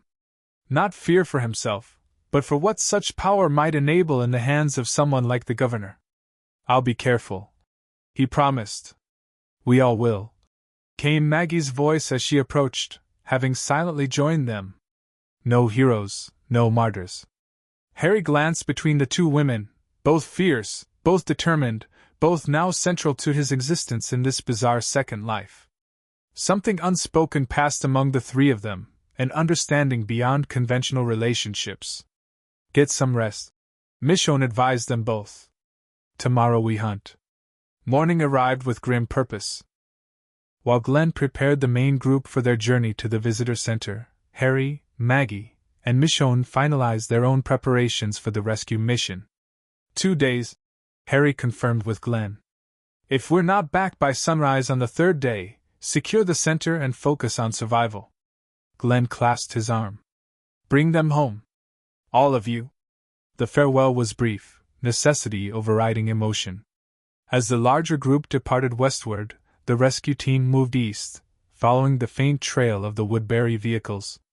They traveled light, minimal supplies, focused on weapons and mobility. Harry carried his hunting knife, a pistol with limited ammunition, and a small pack of essentials. Michonne had her katana and a backup machete. Maggie carried her rifle plus a handgun Glenn had insisted she take. We observe first, Harry reminded them as they moved through the forest. Confirm their location, assess security, identify weaknesses. Governor will have them in the arena, Michonne stated with certainty. Central building with makeshift bleachers. Town's gathering place. Guarded? Maggie asked. Heavily, Michonne confirmed. But walls have blind spots, I know. They made good time, Michonne's knowledge of the terrain proving invaluable as they avoided major roads and walker concentrations. By late afternoon, they reached the outskirts of Woodbury, a small town surrounded by improvised walls constructed from vehicles, sheet metal, and wooden barricades. From their vantage point in an abandoned building across from the main gate, they observed the settlement through binoculars. Guards patrolled the walls, armed with assault rifles and positioned at regular intervals. More organized than before, Michonne noted. Military discipline. Makes sense if they're recruiting former soldiers, Harry observed. Jason mentioned hearing about military units going rogue early in the outbreak. They watched until nightfall, noting patrol patterns and shift changes. As darkness settled, lights appeared within the compound, actual electric lighting, confirming Woodbury's advanced infrastructure. They have generators, Maggie whispered. Fuel. Resources worth killing for, Michonne added grimly. In their minds. Under cover of darkness, they circled the perimeter, Michonne leading them to a section of wall she remembered as vulnerable. A drainage culvert passed beneath the barricade, secured with a metal grate but potentially navigable. Tight fit, she assessed. But passable. Harry examined the grate. I can handle this. Stand back. When they'd created sufficient distance, he focused on the metal barrier. Defendo, he whispered, channeling magic through his extended hands. Green energy sliced through the metal bars, cutting a rectangular opening large enough to crawl through. The spell left Harry momentarily lightheaded, but the drain was manageable. He was learning to modulate his power more efficiently. Impressive, Maggie commented. Handy for breaking and entering. Among other things, Harry replied with a tight smile. One by one, they squeezed through the opening, emerging in a narrow alley between buildings. Michonne oriented herself quickly, gesturing toward a larger structure visible at the town's center. Arena's there, she whispered. Prisoners likely held in the building behind it. Governor's private area. They moved silently through shadows, avoiding the occasional patrol and citizens still moving about despite the late hour. Woodbury appeared disturbingly normal. People chatting on porches, music playing softly from some buildings, the hum of generators providing a constant background noise. It's like a town from before, Maggie whispered, unnerved by the normalcy. Surface only, Michonne cautioned. Rot underneath. They reached the back of the arena building, finding a service entrance guarded by a single armed man. Harry assessed their options, then nodded to Michonne. Distraction, he murmured. Then I'll incapacitate. Michonne slipped away, circling to the far side of the building. Moments later, the sound of metal clattering against pavement drew the guard's attention. As he moved to investigate, Harry stepped from cover. "Stupefy," he whispered, the spell striking the guard mid-stride. The man collapsed silently, unconscious but otherwise unharmed. Maggie helped Harry drag him into the shadows before they accessed the door. Inside, the building was dimly lit, emergency lighting illuminating a hallway with several doors. They moved cautiously, checking rooms as they progressed. Most contained supplies or equipment, but at the hallway's end, they found what they sought, a reinforced door with a sliding observation panel. Harry peered through the small opening, his heart leaping at the sight within. Rick and Daryl sat against the far wall, bound but alive. Sasha was there too, appearing injured but conscious. "Found them," he whispered. "All three." "Guards?" Michonne asked. "None visible inside. Probably relying on the door." Harry examined the lock, heavy-duty, key-operated. "Alohomora," he murmured, channeling magic into the mechanism. The lock clicked open, the sound seemingly thunderous in the quiet hallway. They froze, listening for any reaction, but the building remained silent. Slowly, Harry pushed the door open. Rick's head snapped up, eyes widening in recognition. "James?" he whispered hoarsely. "Rescue party," Harry confirmed, moving quickly to cut their bonds. "Can everyone walk?" "Sasha's ribs are broken," Daryl reported, rubbing circulation back into his wrists. "But she can move." Maggie supported Sasha while Michonne kept watch at the door. Harry quickly explained their extraction plan, back through the service entrance, to the drainage culvert, then into the forest where they'd stashed emergency supplies. "Governor's planning a trial tomorrow," Rick informed them as they prepared to leave. "Public execution the day after." "Then we're right on time," Harry said grimly. They moved toward the exit, tension building with each step. The hallway remained clear, their luck holding as they reached the service door. Michonne peered outside, then signaled all clear. One by one, they slipped into the alley, Sasha biting back groans of pain as movement aggravated her injuries. They had covered perhaps half the distance to the drainage culvert when alarm bells began ringing throughout Woodbury, harsh, clanging sounds that shattered the night's quiet. "They've discovered the guard," Harry realized. "Or check the cells." "Run," Rick ordered. "No stealth now, just speed." They broke into a sprint, Daryl and Rick supporting Sasha between them. Shouts erupted behind them as flashlight beams cut through the darkness. "There!" a voice called. "By the east wall." Gunfire cracked, bullets impacting buildings as they ducked and weaved through alleys. Harry turned, raising his hand. "Protego!" he shouted, a shimmering green barrier materializing behind them, deflecting the next volley of bullets. The spell drained him significantly, but it bought them precious seconds as they raced toward the wall.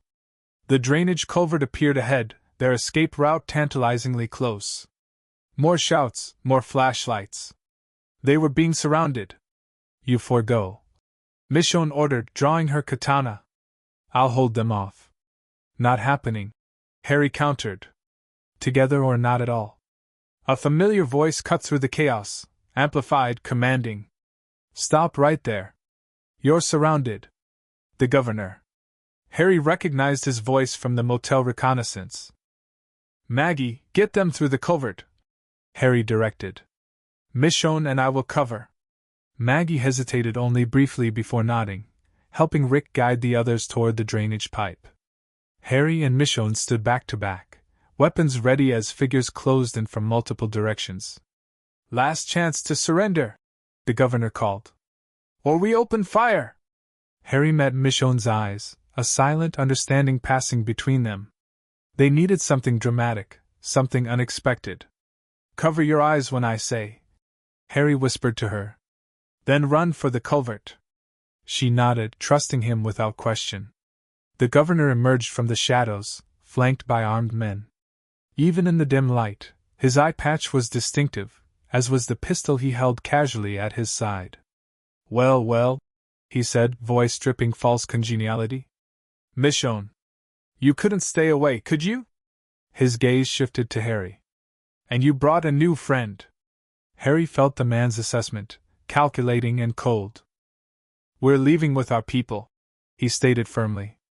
No one needs to die tonight. The governor laughed, the sound entirely without humor. I'm afraid that's not how this works. You see, Michonne owes me. And now so do you. He raised his pistol, aiming at Harry's chest. I'm curious, though. How did you get past my guards? Into a locked cell block? We're just that good, Michonne answered, her katana glinting in the dim light. No, the governor shook his head. There's something more. Martinez said the prison had someone special. Someone who could do unusual things.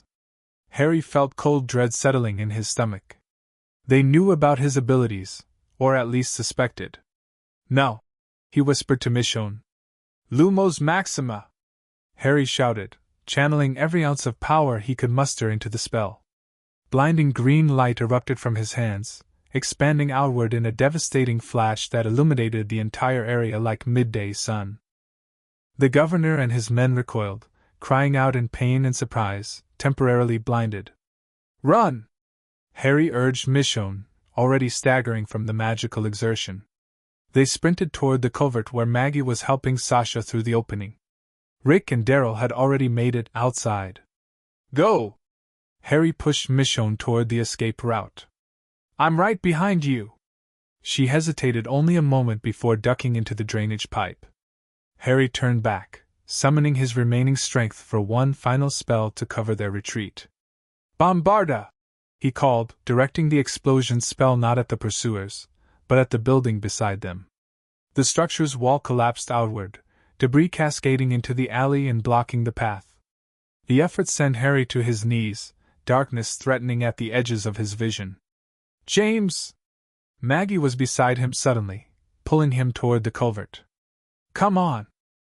With her help, Harry crawled through the narrow passage, emerging on the other side where the others waited anxiously. Behind them, shouts and chaos continued inside Woodbury's walls. We need distance, Rick urged, already moving toward the treeline. They'll regroup quickly.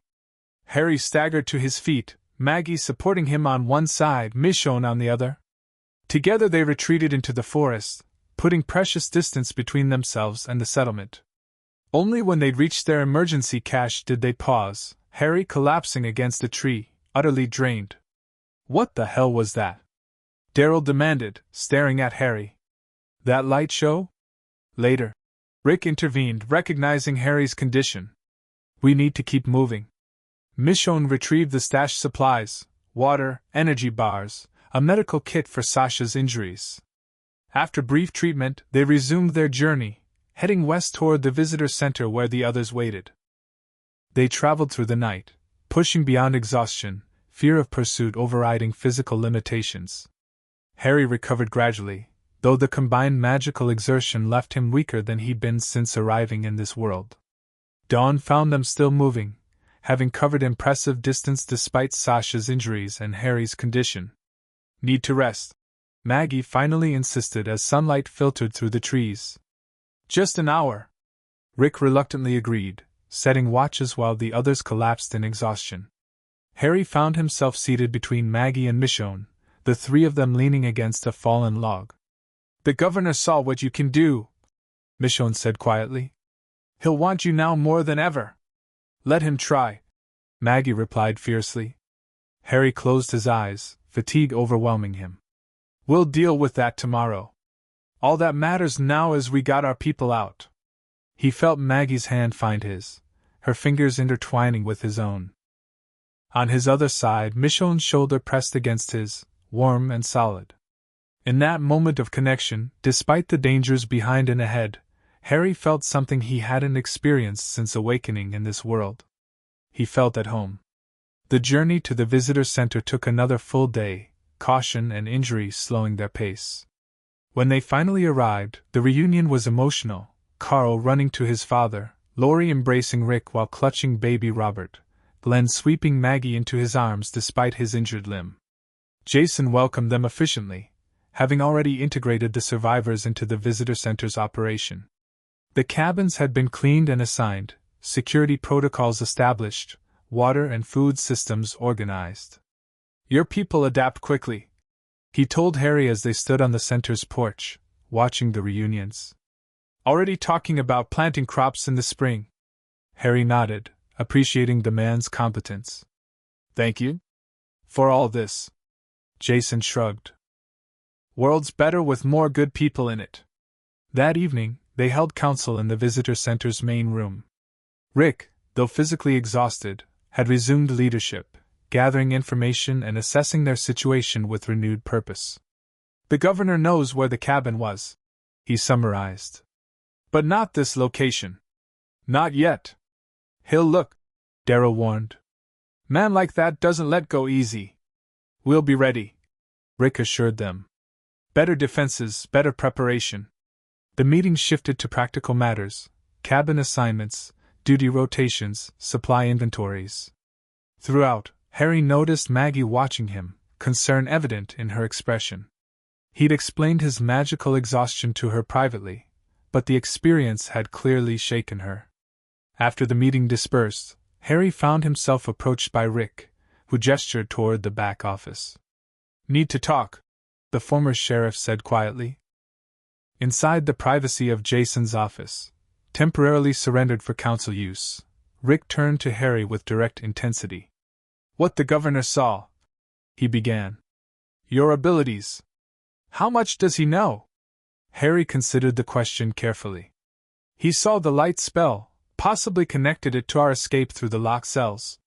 He suspects something unusual, but likely doesn't understand the full extent. Rick nodded grimly. But he wants it. Wants you. Probably, Harry acknowledged. Then we need to be prepared, Rick stated. For him to come specifically for you. The implication hung heavily between them. Harry might have become not just an asset to their group, but a liability, a target that endangered everyone. If you think I should leave, Harry began. No, Rick interrupted firmly. That's not what I'm saying. You're one of us. We protect our own. Relief washed through Harry. Then what are you suggesting? We need to understand your limits, Rick explained. What you can and can't do. How we can support you, protect you when necessary. The conversation shifted to practical assessment of Harry's abilities, cataloging spells that worked reliably, those that drained him excessively, tactical applications in different scenarios. Rick's law enforcement and leadership experience allowed him to quickly grasp the strategic implications. This changes our approach, he concluded. Not just defensive anymore. With your abilities properly supported, we could be more proactive. Harry understood what Rick wasn't explicitly stating, the potential for offensive operations against Woodbury, perhaps even eliminating the governor threat permanently. I won't be a weapon, Rick, Harry said carefully. I'll protect our people, but I won't become what we're fighting against. Rick studied him, then nodded slowly. Fair enough. Protection first. Their discussion complete, Harry left to find his assigned cabin, a small but sound structure he'd be sharing with Glenn and 2 others. As he crossed the clearing between buildings, Michonne emerged from the shadows, falling into step beside him. Governor's not done with us, she stated without preamble. I know, Harry acknowledged. He'll come here eventually. She continued. Track us, find us. Probably. Michonne stopped, turning to face him fully. We should end it first. You and me. Go back, finish him. The directness of her proposal didn't surprise him. Michonne's tactical thinking often aligned with his own. It would be dangerous, he said, not dismissing the idea outright. Living is dangerous, she countered. Question is whether we wait for the threat or eliminate it. Before Harry could respond, Maggie approached from the main building, her expression shifting subtly as she noticed their intense conversation. Everything okay? She asked, joining them. Planning, Michonne answered simply. For the governor, Harry clarified. He'll come eventually. Maggie glanced between them, understanding dawning in her eyes. You're thinking of going after him first. It wasn't a question. Harry nodded. Then I'm in, Maggie stated firmly. We do it together. The three of them stood in momentary silence, united in purpose despite the madness of contemplating an assault on Woodbury. Finally, Harry spoke. Not immediately. We need rest, recovery. But soon. Michonne nodded her agreement. Soon. The following days established a new routine at the visitor center. Cabins were further secured, a perimeter established, watch rotations implemented. Jason integrated smoothly with their group, his knowledge of the area proving invaluable as they mapped resources and threats. Harry split his time between security duties and working with Herschel to develop magical approaches to healing. His encounter with Laurie's difficult birth had revealed possibilities he wanted to explore more systematically. The spell accelerates natural healing, he explained to the veterinarian-turned-medic. But I need to understand anatomy better to target it effectively. Herschel provided books salvaged from the visitor center's small medical reference section, guiding Harry through basic principles while Dr. Wilson contributed more advanced knowledge. Fascinating application, the doctor commented after watching Harry heal a deep cut on Glenn's hand. Localized cellular regeneration without scarring. In my world, there were specialists, Harry explained. Healers with years of training. I'm improvising based on limited knowledge. Still miles beyond conventional medicine, Dr. Wilson observed. Particularly in our current circumstances. While Harry developed his healing abilities, Maggie and Michonne focused on security enhancements. Together they designed an early warning system of trip wires and noise makers, complemented by Harry's magical perimeter alarms. The three of them often found themselves working together, their dynamic evolving into something unique. Others noticed Glenn's concerned glances, Beth's knowing smiles, Rick's pragmatic acceptance. One evening, as they finished setting triggers along the western approach, Maggie addressed the unspoken tension directly. This thing between us, she began, gesturing to include all three of them. It's unusual. Michonne raised an eyebrow but said nothing, waiting. In the old world, maybe, Harry acknowledged. But everything's different now. Different how? Maggie pressed, needing clarity. Harry glanced at Michonne, who met his gaze steadily. Survival changes priorities, she offered. Connections matter more than conventions. And this is a connection? Maggie asked. Between all of us? Isn't it? Michonne countered. The question hung in the air, honest and unadorned. Harry found himself nodding slowly. Yes, he confirmed. Though I'm not sure what to call it. Does it need a name? Michonne asked practically. Maggie considered this, then shook her head. I guess not. Just understanding. Understanding settled between them, unspoken but real. They were bound together now, three survivors whose connection transcended conventional relationships. In this new world, perhaps that was exactly what they all needed. 2 weeks after their arrival at the visitor center, the inevitable occurred. A hunting party returned early, reporting vehicles on the main road, 3 military trucks matching the Woodbury convoy's description. 8 miles east, Darrow reported to the hastily assembled council. Moving slow, checking side roads. Looking for something. Looking for us, Rick corrected grimly. Question is, do they know our location? Not yet, Jason assessed. But they're searching systematically. Matter of time. The council debated options, evacuation versus defense, confrontation versus avoidance.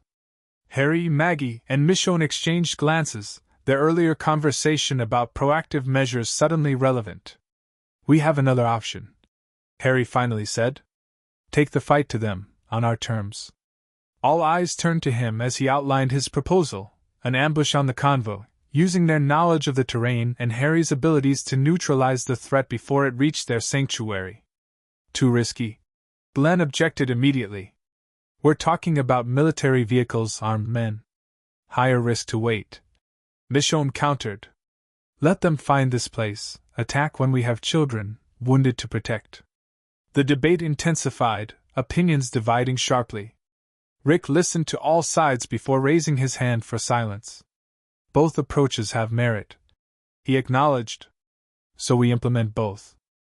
His compromise was tactical elegance. A small strike team would intercept the convoy, attempt to redirect or disable it without direct confrontation. Simultaneously, evacuation preparations would begin, with the most vulnerable residents ready to move to pre-established fallback positions if the diversion failed. Who goes? Darrell asked the critical question. Me, Harry said immediately. Me, Michonne echoed. And me, Maggie added, her tone brooking no argument. Rick studied the three of them, something like understanding crossing his features. The three of you work well together, he acknowledged. But you'll need backup. I'll go, Darrow volunteered. Me too, Jason offered, surprising everyone. I know these woods better than anyone. With the team established, they moved quickly to prepare. The plan was straightforward but required precise timing. They would set up along a narrow section of road, create an obstruction that would force the convoy to stop. Then Harry would use magic to disable the vehicles while the others provided cover. Non-lethal if possible, Rick instructed. But survival comes first. If it goes bad, you retreat immediately. They departed within the hour, moving rapidly through territory they'd come to know well over the past weeks. Jason led them along hidden game trails, circumventing the convoy's likely path to reach the ambush point ahead of their targets. The location was perfect, a sharp bend in the road where steep embankments on both sides created a natural choke point. Fallen trees could be arranged to narrow the passage further without completely blocking it, forcing the vehicles to slow to a crawl. Harry and I take the north ridge, Michonne outlined as they prepared the ambush. Maggie, you and Jason cover the south. Darrell, you're our eyes from that big oak, signal when they approach. They worked efficiently, dragging pre-cut logs to create a partial roadblock that appeared natural, just enough obstruction to require careful navigation without immediately suggesting a trap. As they took their positions, Harry found a moment alone with Maggie, her rifle already sighted along the approach road. Be careful, he said softly. She met his eyes, determination mingling with something deeper. You too. No heroics. Never, he promised. A bird call from Darrell signaled the convoy's approach. Harry moved to his position beside Michonne, both crouched behind a fallen log with clear sight lines to the road below. Remember, she whispered. Engine first, then weapons. Harry nodded, mentally reviewing the spells he'd prepared. They'd practiced this, targeted magic to disable mechanical systems followed by disarming combatants. The lead truck appeared around the bend, slowing as the driver spotted the narrowed passage. Behind it, two more vehicles maintained close formation, all military-style transport trucks with canvas-covered beds likely containing troops. Wait for all three to enter the zone, Michonne murmured. Harry watched tensely as the lead driver navigated around the fallen logs, moving at walking pace. The second truck followed, then the third, until all three vehicles were contained within their ambush area. Michonne nodded. Now.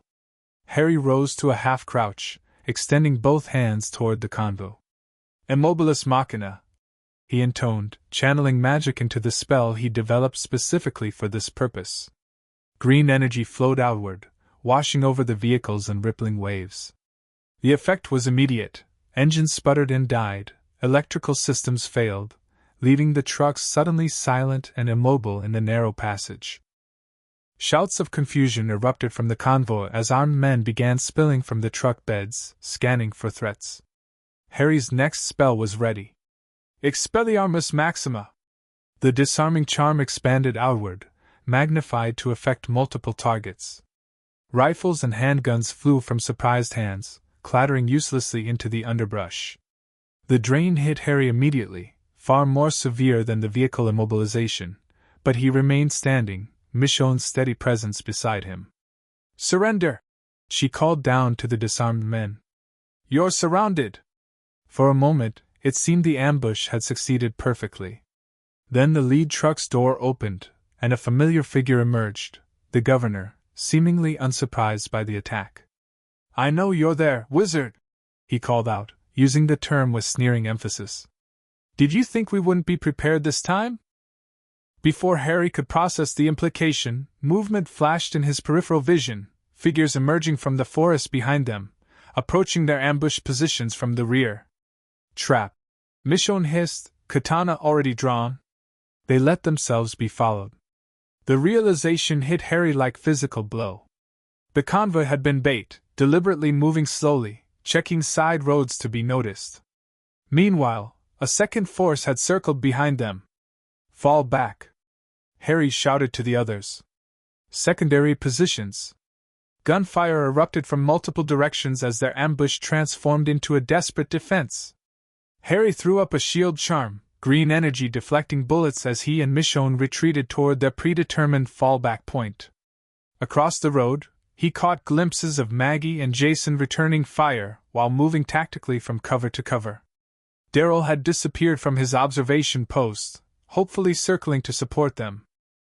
Harry maintained the shield as they moved, each step draining his energy further. When they reached the dense thicket designated as their rallying point, he found Maggie already there, face tight with tension. "Jason?" he asked immediately. "Don't know," she replied. "We got separated when they came from behind." Daryl appeared moments later, crossbow in hand. "We need to move. They're spreading out, trying to surround us." "Back to the center," Michonne agreed. "Warn the others." As they prepared to move deeper into the forest, gunfire erupted again, closer this time. Through the trees, Harry spotted Woodbury fighters advancing in disciplined formation. "Go!" he urged the others. "I'll slow them down." "We stay together," Maggie insisted. "No time to argue," Harry countered. "I'll be right behind you." After a moment's hesitation, Daryl nodded, leading Maggie and Michonne into the denser forest. Harry turned back toward the approaching threat, gathering his remaining strength. "Incendio circum!"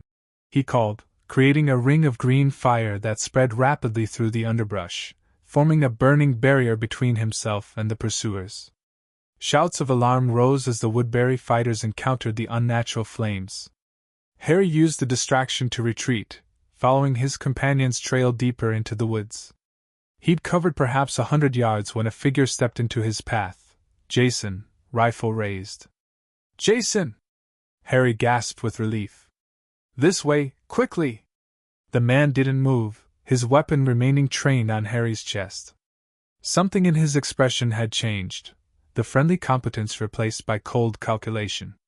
"I'm afraid I can't let you join the others, Harry," he said, using his real name for the first time. The implications cascaded through Harry's mind with sickening clarity. "You're with them. With the governor." Jason inclined his head slightly. "From the beginning. Sent to find your group after you escaped Woodbury." "To find you specifically?" "The visitor center. The electricity. All a setup. Legitimate resources," Jason corrected. "But yes, positioned to appear attractive to desperate survivors. The governor's been developing these outposts for months." Harry's mind raced, assessing options. He was magically drained from the ambush spells, physically exhausted from the retreat. A direct confrontation was risky. "Why me?" he asked, playing for time. "What does the governor want? Isn't it obvious?" Jason replied. "Power. Control. Your abilities represent both." The sound of pursuit grew louder behind them, the Woodbury fighters breaching the fire barrier, closing in. "You won't take me alive," Harry warned, hands raised slightly, prepared to channel what little magical energy he had left. Jason's expression remained calm. "I don't need to." Pain exploded in Harry's shoulder as a shot rang out, not from Jason's rifle, but from somewhere behind him. He staggered, hand clutching at the wound as warm blood soaked his shirt. "Tranquilizer," Jason explained conversationally. "Governor wants you functional." Darkness crowded the edges of Harry's vision as the drug flooded his system. He fought against unconsciousness, managing one last desperate act. "Expecto Patronum," he gasped, focusing not on happiness but on urgent need. Green light coalesced, weaker than normal but sufficient to form a translucent stag that bounded away through the trees, toward Maggie and Michonne, carrying warning in its magical essence.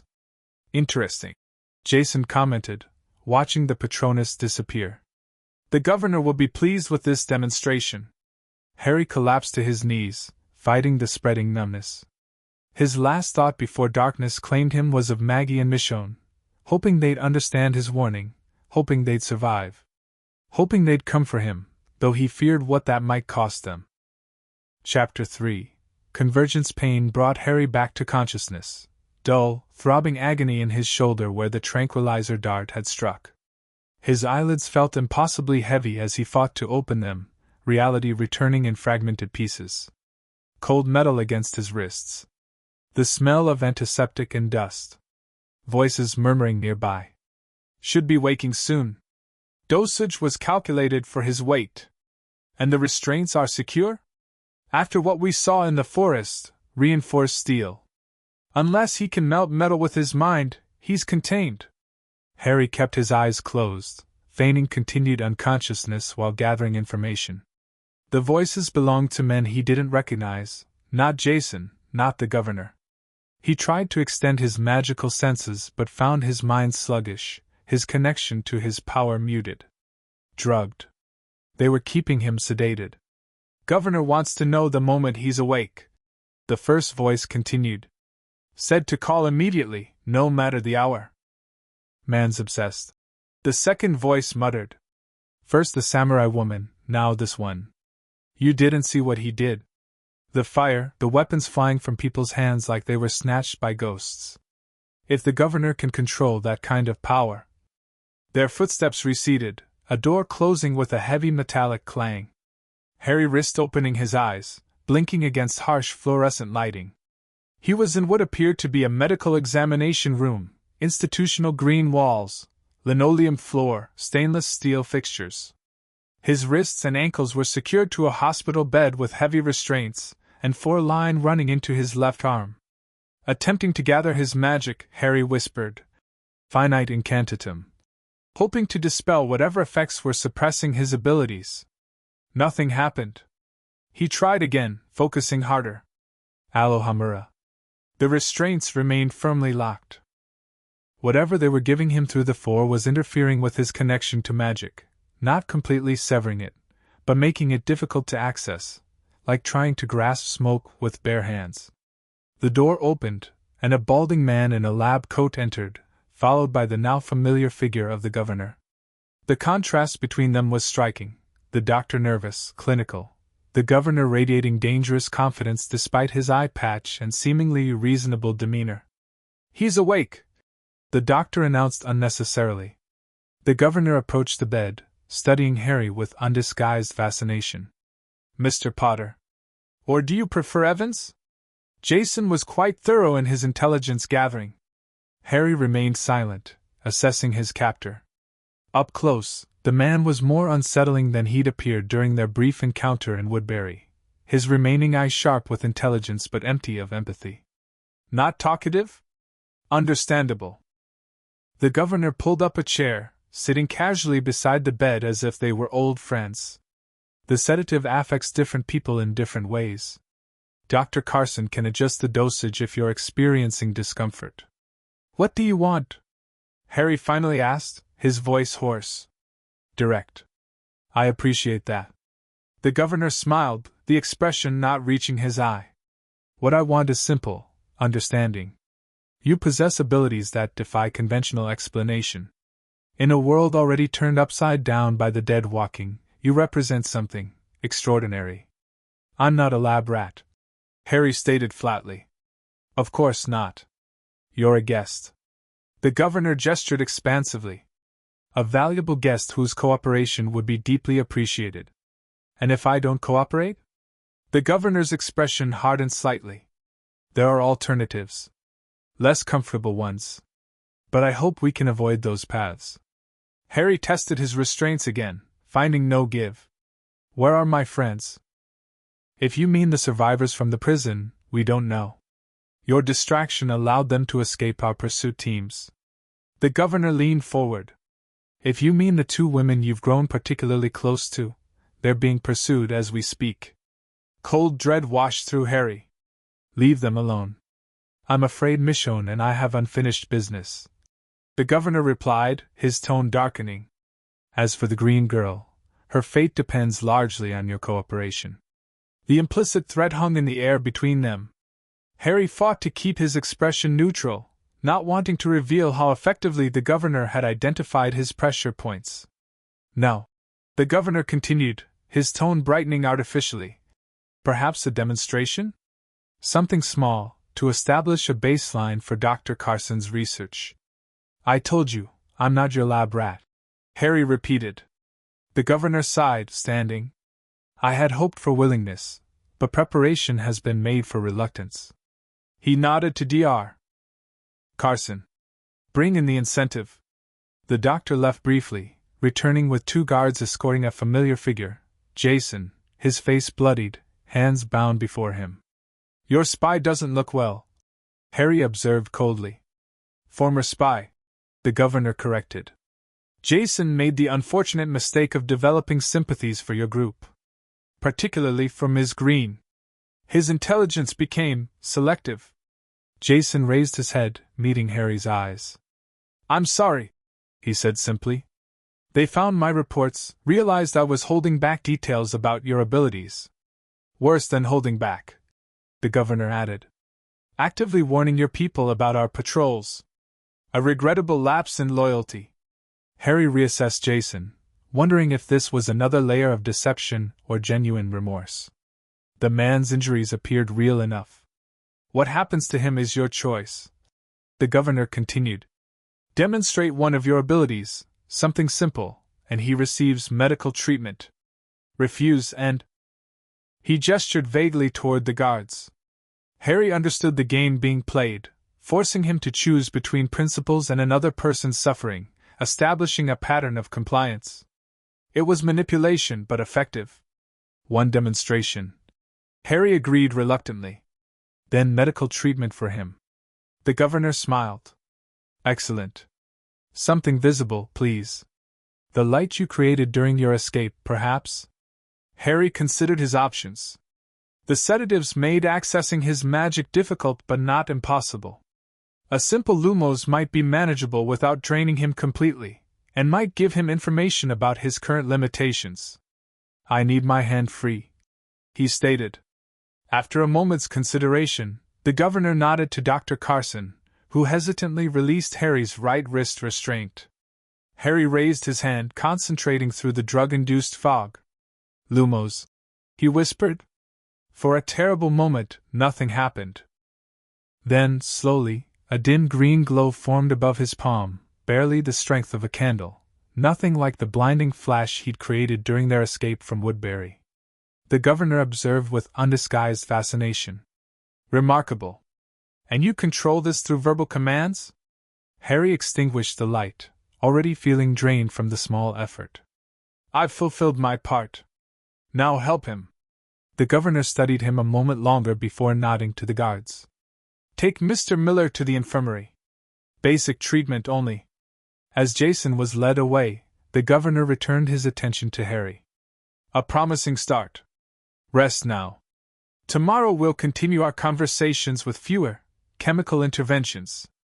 After they departed, Harry was left alone in the sterile room, his wrist once again secured to the bed.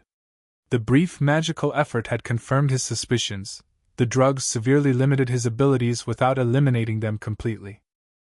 With time, his system might metabolize enough of the sedative to allow stronger spells. But time was something Maggie and Michonne might not have if the governor's pursuit teams found them. His thoughts turned to the Patronus he'd managed to send. Would they understand its warning? Would it help them evade capture? Sleep claimed him eventually, his dreams filled with green fire and the faces of the women who had become his anchors in this strange second life. Miles away, in the dense forest surrounding the visitor center, Maggie and Michonne stood watch from the building's roof, scanning the treeline for any sign of their missing companions. They should have been back by now, Maggie said, her voice tight with worry. Something went wrong. Michonne remained silent, her dark eyes never ceasing their methodical survey of the perimeter. Since returning without Harry, Daryl, or Jason, they'd established defensive positions around the center, preparing for possible attack while waiting for word from the missing men. I should never have left him, Maggie continued, the guilt evident in her tone. He made his choice, Michonne replied, not unkindly. Created the diversion so we could escape. And now he's… Maggie's words cut off as a ghostly green light emerged from the forest, moving toward them with purpose. Both women raised their weapons before recognition dawned on Michonne's face. Wait, she said, lowering her katana. It's like the light he creates. But different.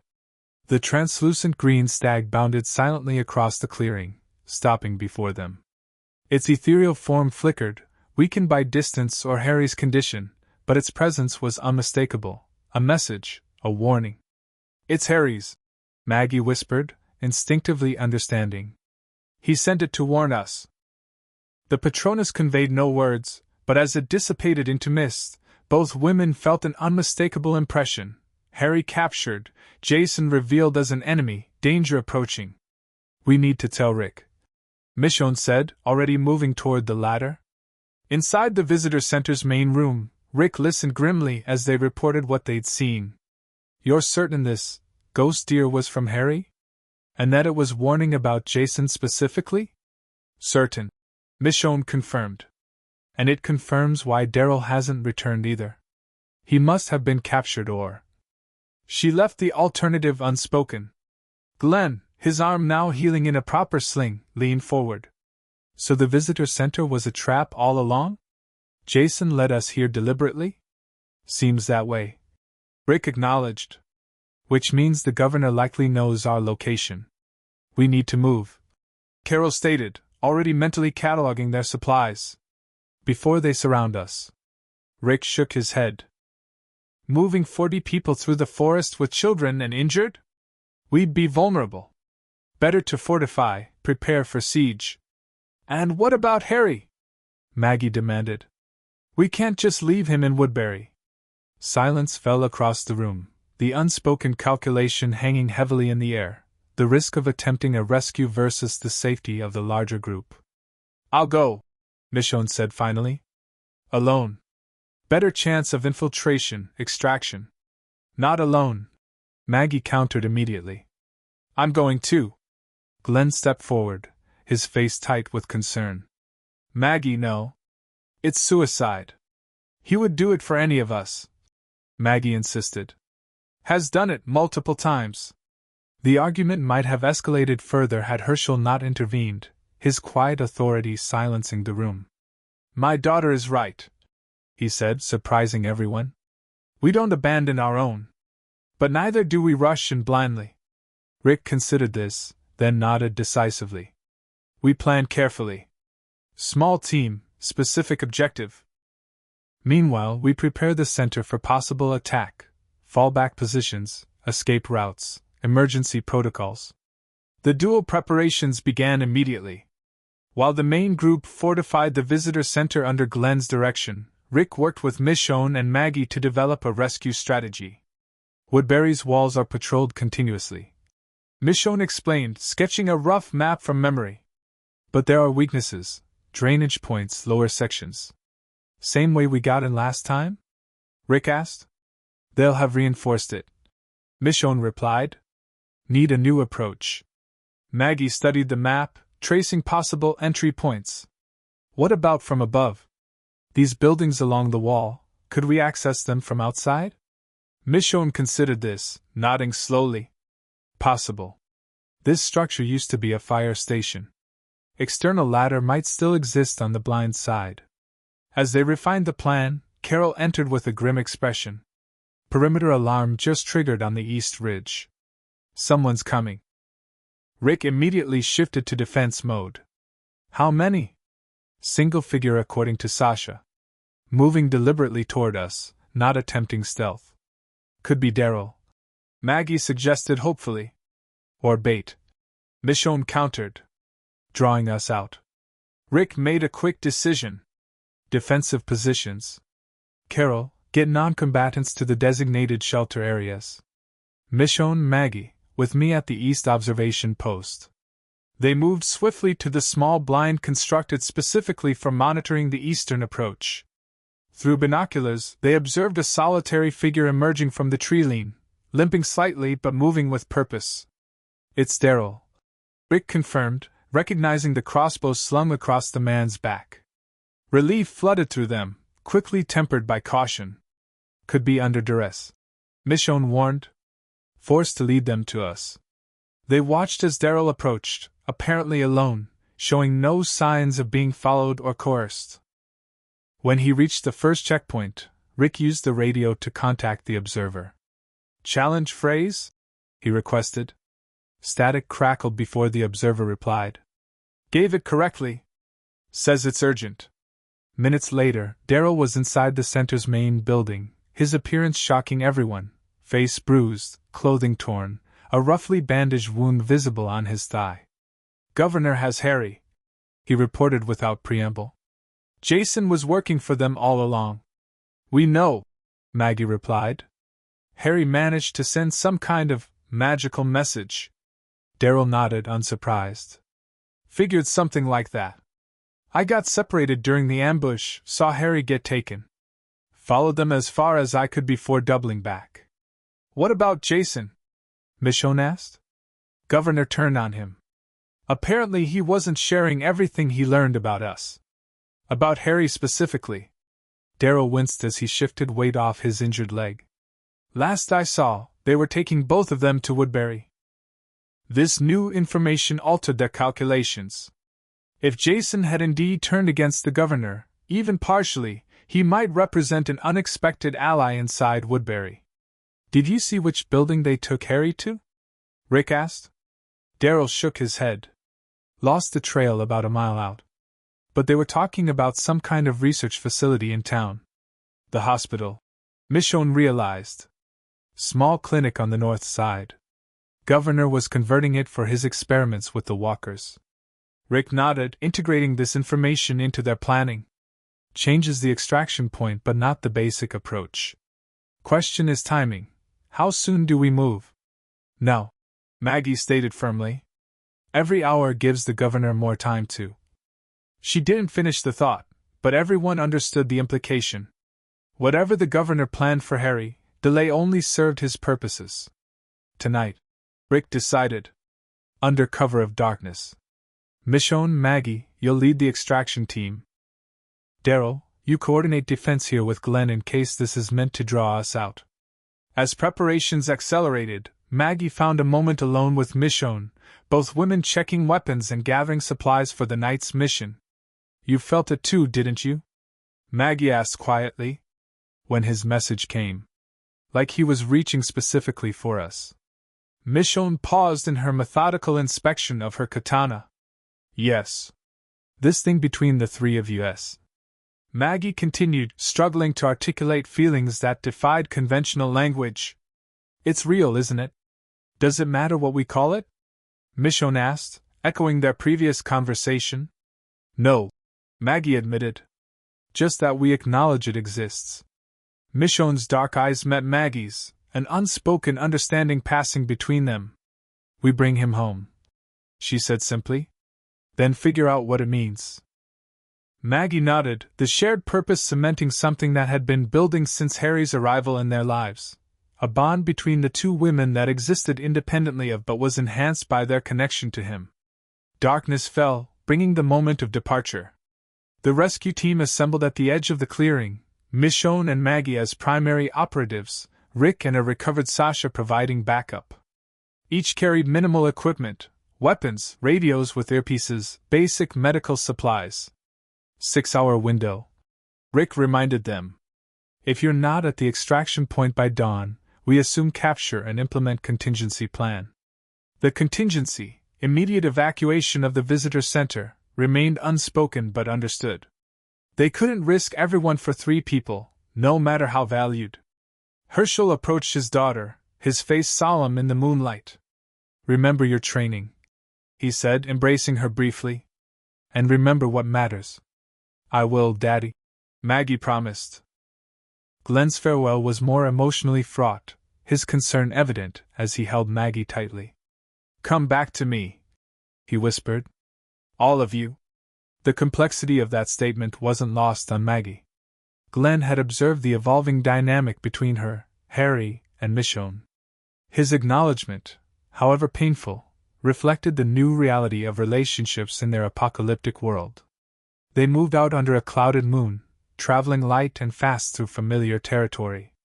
Michonne led, her woodcraft unmatched, with Maggie close behind. Rick and Sasha maintained distance, ready to provide covering fire or diversion if needed. 3 hours of careful navigation brought them within sight of Woodbury's walls, illuminated by spotlights that created alternating patches of harsh light and deep shadow. "Guards are doubled since our last visit," Michonne observed from their concealed position. "Patrols every 15 minutes along the wall." Maggie studied the fire station Michonne had identified as their potential entry point. External ladder's still there, but it's exposed to that spotlight. "Need a distraction," Rick suggested from his position several yards back. Michonne nodded. "Something to draw attention to the main gate, away from the north wall." They formulated a quick plan.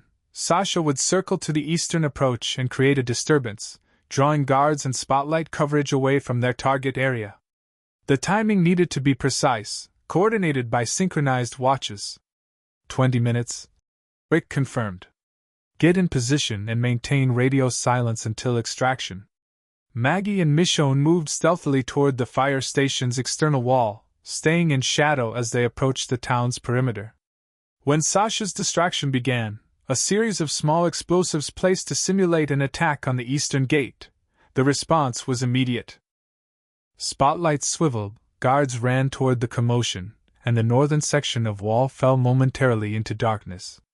"No," Michonne whispered. They sprinted the final distance, reaching the external ladder that had once allowed firefighters direct access to the station's second floor. The metal rungs were rusted but held their weight as they climbed quickly, reaching a small landing outside a boarded window. Maggie produced a compact pry bar, working silently to remove the boards while Michonne kept watch. Within minutes they had created an opening large enough to slip through, entering what had once been a firefighter's bunk room. Inside Woodbury, they moved with heightened caution. The fire station appeared unoccupied but showed signs of recent use, supply crates stacked against walls, bedrolls and corners. "Storage now," Michonne assessed. "Not regularly patrolled." They exited into a second-floor hallway, orienting themselves based on Michonne's mental map of the town. The hospital clinic lay 2 blocks north, requiring them to cross open streets patrolled by Woodbury's security forces. Moving from shadow to shadow, they made their way toward the clinic, freezing in doorways when patrols passed, communicating with hand signals developed during their training sessions at the prison. The bond that had formed between them now manifested as near-perfect coordination, each anticipating the other's movements. The clinic came into view, a 2-story brick building with windows illuminated on the upper floor despite the late hour. 2 guards stood at the main entrance, rifles at ready. "Side entrance," Michonne mouthed, gesturing toward a less conspicuous door likely used for deliveries. They circled the building, finding the service entrance guarded by a single man whose bored posture suggested routine duty rather than high alert. Michonne moved first, silent as a shadow, closing the distance before the guard registered her presence. A precise strike rendered him unconscious without a sound. Maggie checked the door, locked but simple. "Cover me," she whispered, removing lock-picking tools from her pocket. Within moments they were inside, the dark hallway smelling of antiseptic and mildew. A floor plan mounted on the wall confirmed the building's layout: examination rooms and offices on the ground floor, patient rooms and a small surgical suite above. "If they're treating him as a research subject, he'll be upstairs," Maggie reasoned. "More secure." They located a stairwell, ascending cautiously, alert for any sound that might indicate guards or medical personnel. The second-floor corridor was dimly lit, several doors visible along its length, one with light showing beneath it. Voices emerged from that room, muffled but discernible as they approached. "Remarkable recovery rate," The sedatives should be keeping him under for hours longer, but his system processes them at nearly twice normal efficiency. Increase the dosage then. We can't risk him regaining full capability before the procedure tomorrow. The governor's voice was unmistakable. Maggie and Michonne exchanged glances, both recognizing the implied threat. Whatever procedure was planned, they needed to act before dawn. They retreated to the stairwell, conferring in whispers. Need to locate him first, Michonne insisted. Could be any of these rooms. Split up? Maggie suggested. Cover more ground quickly. Michonne shook her head. Too risky. Systematic search, room by room. They began with the furthest door, Michonne standing guard while Maggie peered through each observation window.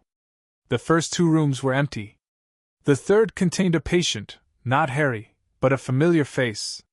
Jason, Maggie whispered, recognizing the man restrained to a hospital bed, his face bruised but features unmistakable. Leave him, Michonne urged. Priority is Harry. Maggie hesitated. Despite his betrayal, Jason had apparently turned against the governor, perhaps even tried to protect them in some way. He might know where Harry is, she reasoned. And he's another hostage we can free. After brief deliberation, they entered the room. Jason's eyes flew open at their approach, widening in recognition and disbelief. Maggie? He whispered hoarsely. Where's Harry? She interrupted, knife already cutting his restraints. 2 doors down, Jason replied immediately. Heavily sedated. Governor's been experimenting, trying to understand his abilities.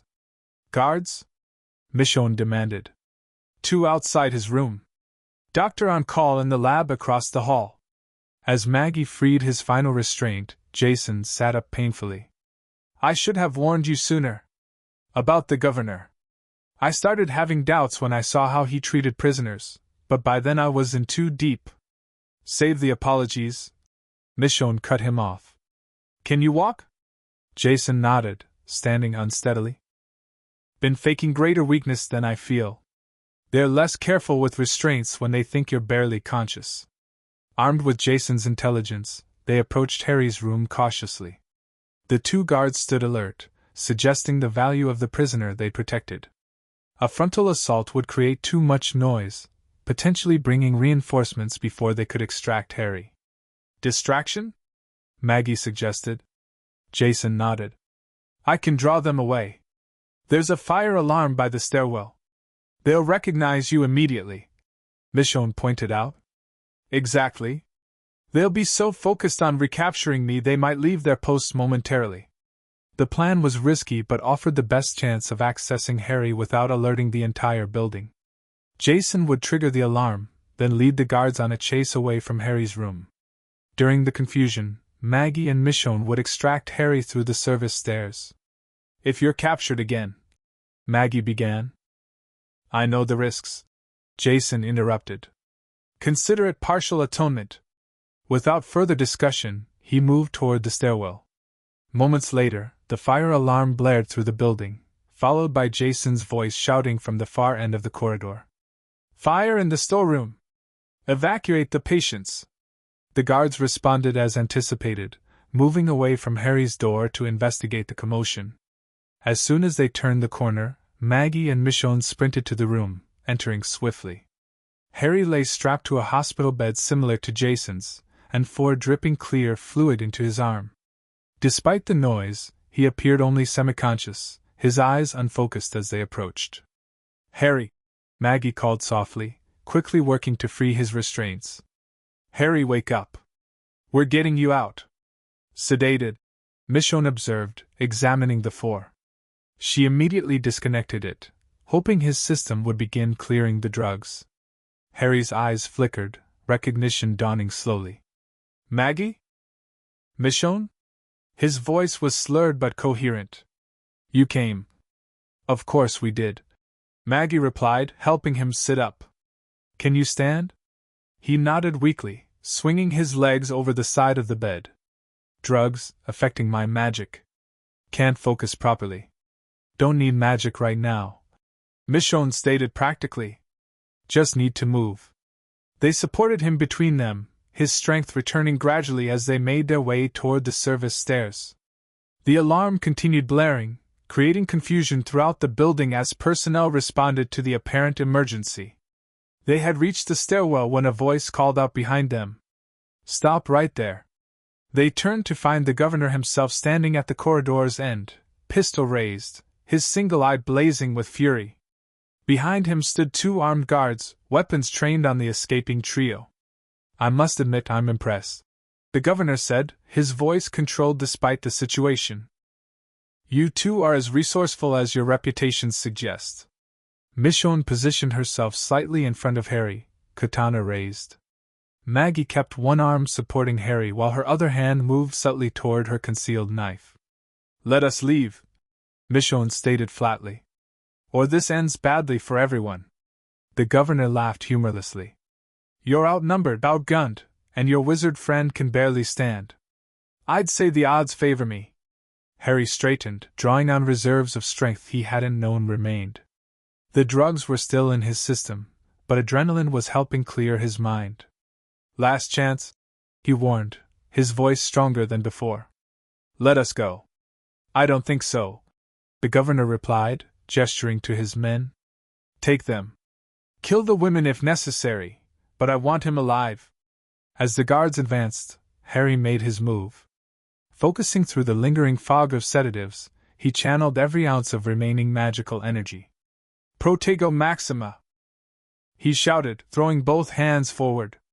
Green energy exploded outward, forming a shimmering barrier between them and the governor's forces. The spell was weaker than normal but sufficient to momentarily halt the attack. Down the stairs Harry urged, already feeling the tremendous strain of maintaining the shield. "I can't hold this long." They descended rapidly, Harry's shield collapsing behind them as they reached the ground floor. Gunfire erupted above, bullets ricocheting off walls as the governor's men pursued. "Exits through the reception area," Michonne directed, supporting Harry as his momentary surge of strength began to fade. They burst into the deserted reception room, making for the doors, only to find them chained shut from the outside. "Back in trance?" Maggie suggested urgently. Before they could change direction, the exterior chains rattled, and the doors swung open. Rick and Sasha stood there, weapons ready. "Heard the alarm," Rick explained as they rushed out. "Figured it was you. Governor's right behind us," Michonne warned as they regrouped outside. "Extraction routes compromised," Sasha reported. "They've mobilized patrols throughout town." Rick assessed the situation quickly. "Alternative route through the south gate. It's lightly guarded during emergencies. All forces respond to the central alarm." They moved swiftly through back alleys, Harry regaining strength with each step as the drugs continued to metabolize. By the time they reached the south wall, he was moving under his own power, though still unsteady. The south gate was as Rick had predicted. A single guard remained at his post, others presumably responding to the clinic alarm. Michonne neutralized him silently, allowing them to slip through the gate into the darkness beyond. "Rendezvous point is half a mile west," Rick reminded them as they entered the cover of trees. "Quick and quiet." They had covered perhaps half the distance when searchlights illuminated the forest behind them, accompanied by shouts and the revving of vehicle engines. "They're mobilizing pursuit teams," Sasha observed grimly. "We'll never outrun vehicles," Maggie realized. Harry stopped, turning back toward the approaching lights. "You go ahead. I'll delay them."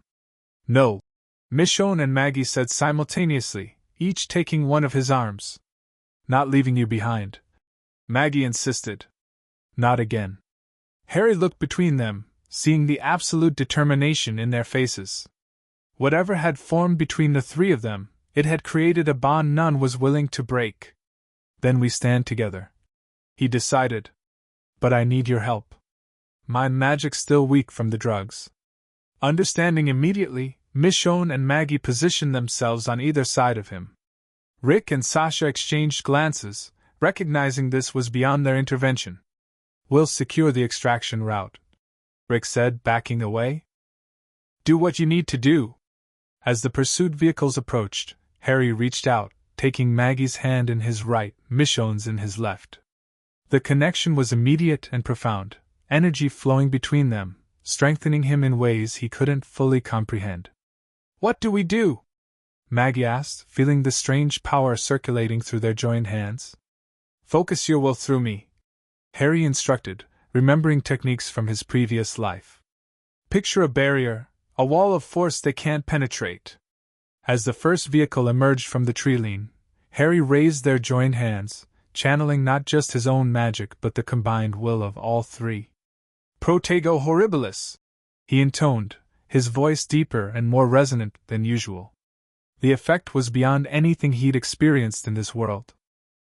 Green energy burst forth not just from his hands but from all three of them, expanding outward in a massive dome that encompassed their position and extended several hundred yards in all directions. The pursuing vehicles slammed into the invisible barrier, engines stalling as the magic interfered with their electrical systems. Armed men fired uselessly, bullets dissipating into harmless light as they struck the shield. Standing at the edge of the dome, visible through the translucent green energy, was the governor, his expression a mixture of rage and fascination as he witnessed the full extent of what Harry could accomplish. "We need to move," Michonne urged, though she seemed reluctant to break the connection that had created such powerful magic. "The shield will hold for a while," Harry assured them, his strength now fully returned through their combined energy. "But you're right, we should join the others." As they turned to leave, still holding hands, the governor called out, "This isn't over, Potter! You hear me? I'll find you again." Harry paused, looking back at the man who had caused so much suffering. A decision crystallized in his mind, one that went against his nature but aligned with the harsh reality of this world. "Maggie Michonne," he said quietly, "I need to end this. Here. Now." They studied his face, understanding the weight of what he was suggesting. "Whatever you decide," Maggie said simply. "We're with you." Michonne nodded her agreement, her expression solemn but resolved. Harry turned back toward the governor, their hands still joined, magic still flowing between them. He hadn't used this spell since his arrival in this world, had hoped never to need it. But some threats couldn't be allowed to persist. "Avada," he began, the killing curse forming on his lips. Before he could complete it, Michonne squeezed his hand. "Not like this," she said quietly. "Not with that spell. There's another way." Harry hesitated, looking at her questioningly. "The walkers," she explained. "His forces are focused here. The town is vulnerable." Understanding dawned on Maggie's face. "The arena pits. If we released them inside Woodbury." The alternative was elegant in its justice, letting the dead the governor had collected for entertainment become the instrument of his downfall. Harry nodded slowly. "I can do it from here." A targeted spell to break the barriers holding them. He focused his intention, drawing once more on their combined strength. "Bombarda selecta," he intoned, directing the magic specifically toward the walker pits Michonne had described. The spell shot outward like green lightning, passing through their protective dome and arcing toward Woodbury. In the distance, they heard the muffled sounds of explosions, followed by screams as the captive walkers were released into the town. The governor must have heard it too, his face contorted with realization as he abandoned his position at the barrier, running back toward Woodbury with his men following in confused pursuit. "It's done," Harry said quietly. "Let's go." They joined Rick and Sasha at the extraction point, continuing their journey through the night forest toward safety. Harry explained what they had done, the consequences they had set in motion. "Woodbury will either fall or be drastically weakened," Rick assessed. "Either way, they won't have resources to pursue us anytime soon." By dawn, they had reached the halfway point back to the visitor center, pausing to rest in an abandoned hunting cabin. Harry's strength had returned fully, the connection with Maggie and Michonne having accelerated his recovery beyond normal magical healing. As the others secured the perimeter, the three of them found a moment alone in the cabin's small bedroom. "What happened back there?" Harry began, searching for words to describe the experience. I've never felt magic work that way before. Not in either life. It felt like. Maggie hesitated. Like we were one person. One force. Michonne nodded. More than physical. Deeper. In my world, magical bonds could form between people, Harry explained, thinking back to concepts he'd learned at Hogwarts. But nothing like this. This is something new. Does it need explanation? Michonne asked pragmatically. Or just acceptance? Harry looked between them. These two extraordinary women who had risked everything to save him, who had somehow formed a connection that transcended conventional relationships. I think, he said carefully, that in this new world, new kinds of bonds can form. Maybe they're not meant to be understood, just experienced. Maggie reached for his hand, then extended her other toward Michonne, who took it without hesitation. The circle completed, they felt again the subtle flow of energy between them, not the overwhelming power of battle magic, but something gentler, more sustainable. Whatever this is, Maggie said softly, I don't want to lose it. Nor I. Michonne agreed, her customary reserve softening. Harry squeezed their hands gently. Then we don't have to. We make our own rules now. The moment was interrupted by Rick's voice calling from outside. Time to move again, to return to their people, to face whatever challenges awaited. But as they rejoined the others, something fundamental had shifted. The bond that had been forming gradually since Harry's arrival in this world had been forged permanently in the crucible of their confrontation with the governor. 2 months later, life at the visitor center had stabilized into something resembling normalcy, or at least, the new normal of their post-apocalyptic existence. The threat from Woodbury had dissolved following that night's events. Survivors reported the town had descended into chaos when the Walker pits were breached, the governor disappearing in the aftermath. Whether he had died or fled remained unknown, but his organized force had scattered, leaving only scattered bands of former Woodbury residents struggling to survive. Some of these survivors had eventually found their way to the visitor center, seeking refuge. After careful vetting, Rick had allowed several to join their community, expanding their numbers and skills. Jason had been among them, arriving a week after the rescue mission with a group of civilians he'd helped escape the town's collapse. His reintegration had been tentative, trust slowly rebuilt through consistent actions rather than words. The center itself had expanded, additional cabins constructed as their community grew. Gardens flourished under Herschel's guidance, solar systems expanded with Glenn's technical knowledge, security enhanced through Daryl and Michonne's expertise. Throughout these developments, Harry, Maggie, and Michonne had maintained their unique bond. They shared a cabin on the center's perimeter, their relationship accepted by the community with minimal comment. In a world where survival often depended on unconventional solutions, their three-person partnership seemed almost logical. On this particular evening, they sat on their cabin's small porch, watching the sunset paint the western sky in brilliant oranges and pinks. Harry was demonstrating a minor spell for Judith and Carl, creating small butterflies of green light that fluttered around the children's delighted faces. They're so beautiful, Judith gasped, reaching for one that dissipated into sparkles as her fingers passed through it. Can you teach me?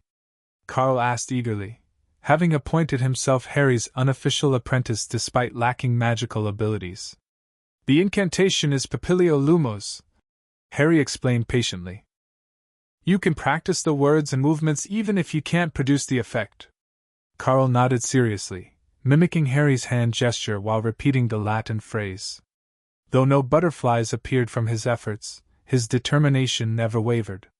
Maggie watched from her rocking chair, a smile playing at her lips.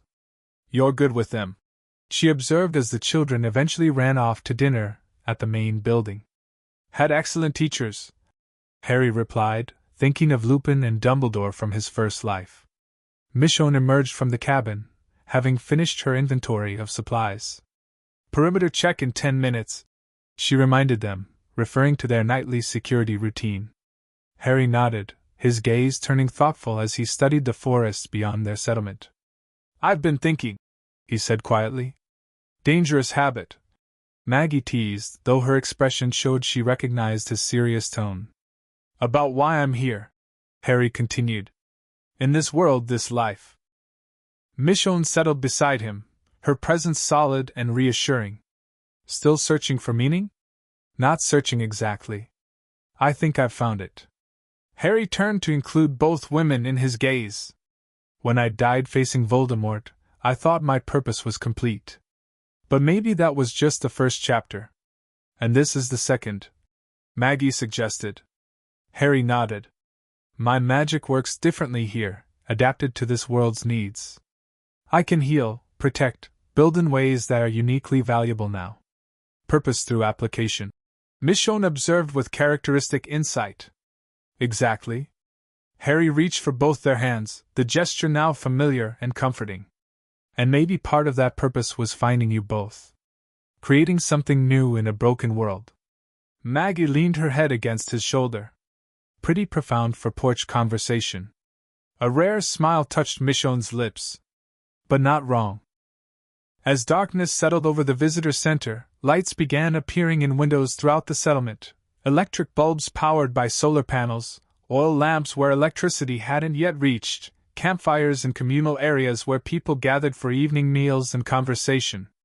From their porch, the three of them observed this manifestation of rebuilding civilization, fragile but persistent, like a seedling pushing through concrete.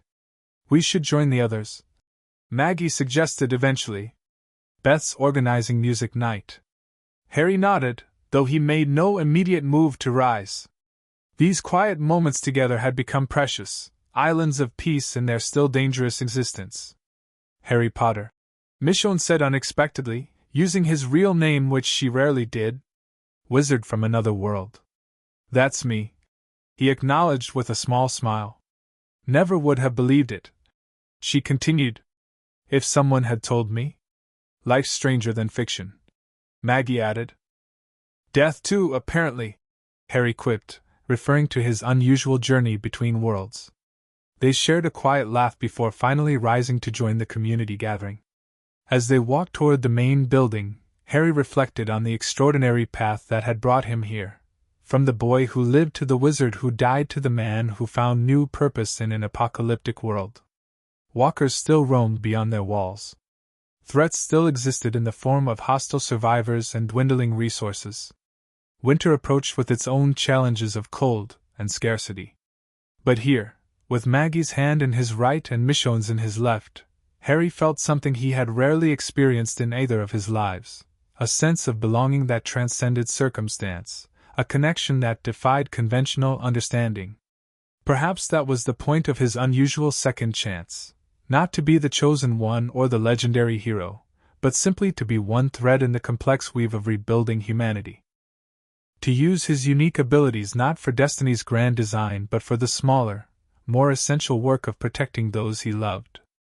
As they joined the gathering, Beth's clear voice rising in song as others accompanied with improvised instruments, Harry allowed himself to fully embrace this new reality.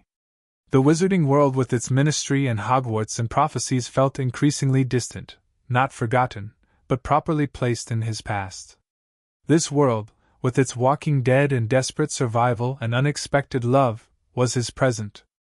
His future. And for the first time since awakening on that Georgia road, Harry Potter, now James Evans to most who knew him, felt completely at peace with that truth. The night deepened around the visitor center, stars emerging in the clear autumn sky. Inside the main building, music and conversation created a bubble of normalcy in a world gone mad. On the settlement's perimeter, guards maintained vigilant watch against the dangers that always lurked beyond their walls. And in this precarious balance between horror and hope, three souls who had found each other against impossible odds continued writing their unlikely story. A wizard from another world and the two women who had helped him find purpose in this one. Not an ending, but a continuation. Not a conclusion, but a convergence of paths extending forward into whatever future awaited them all. The end. Thank you for watching this video. Please be sure to subscribe to our channel and like this video.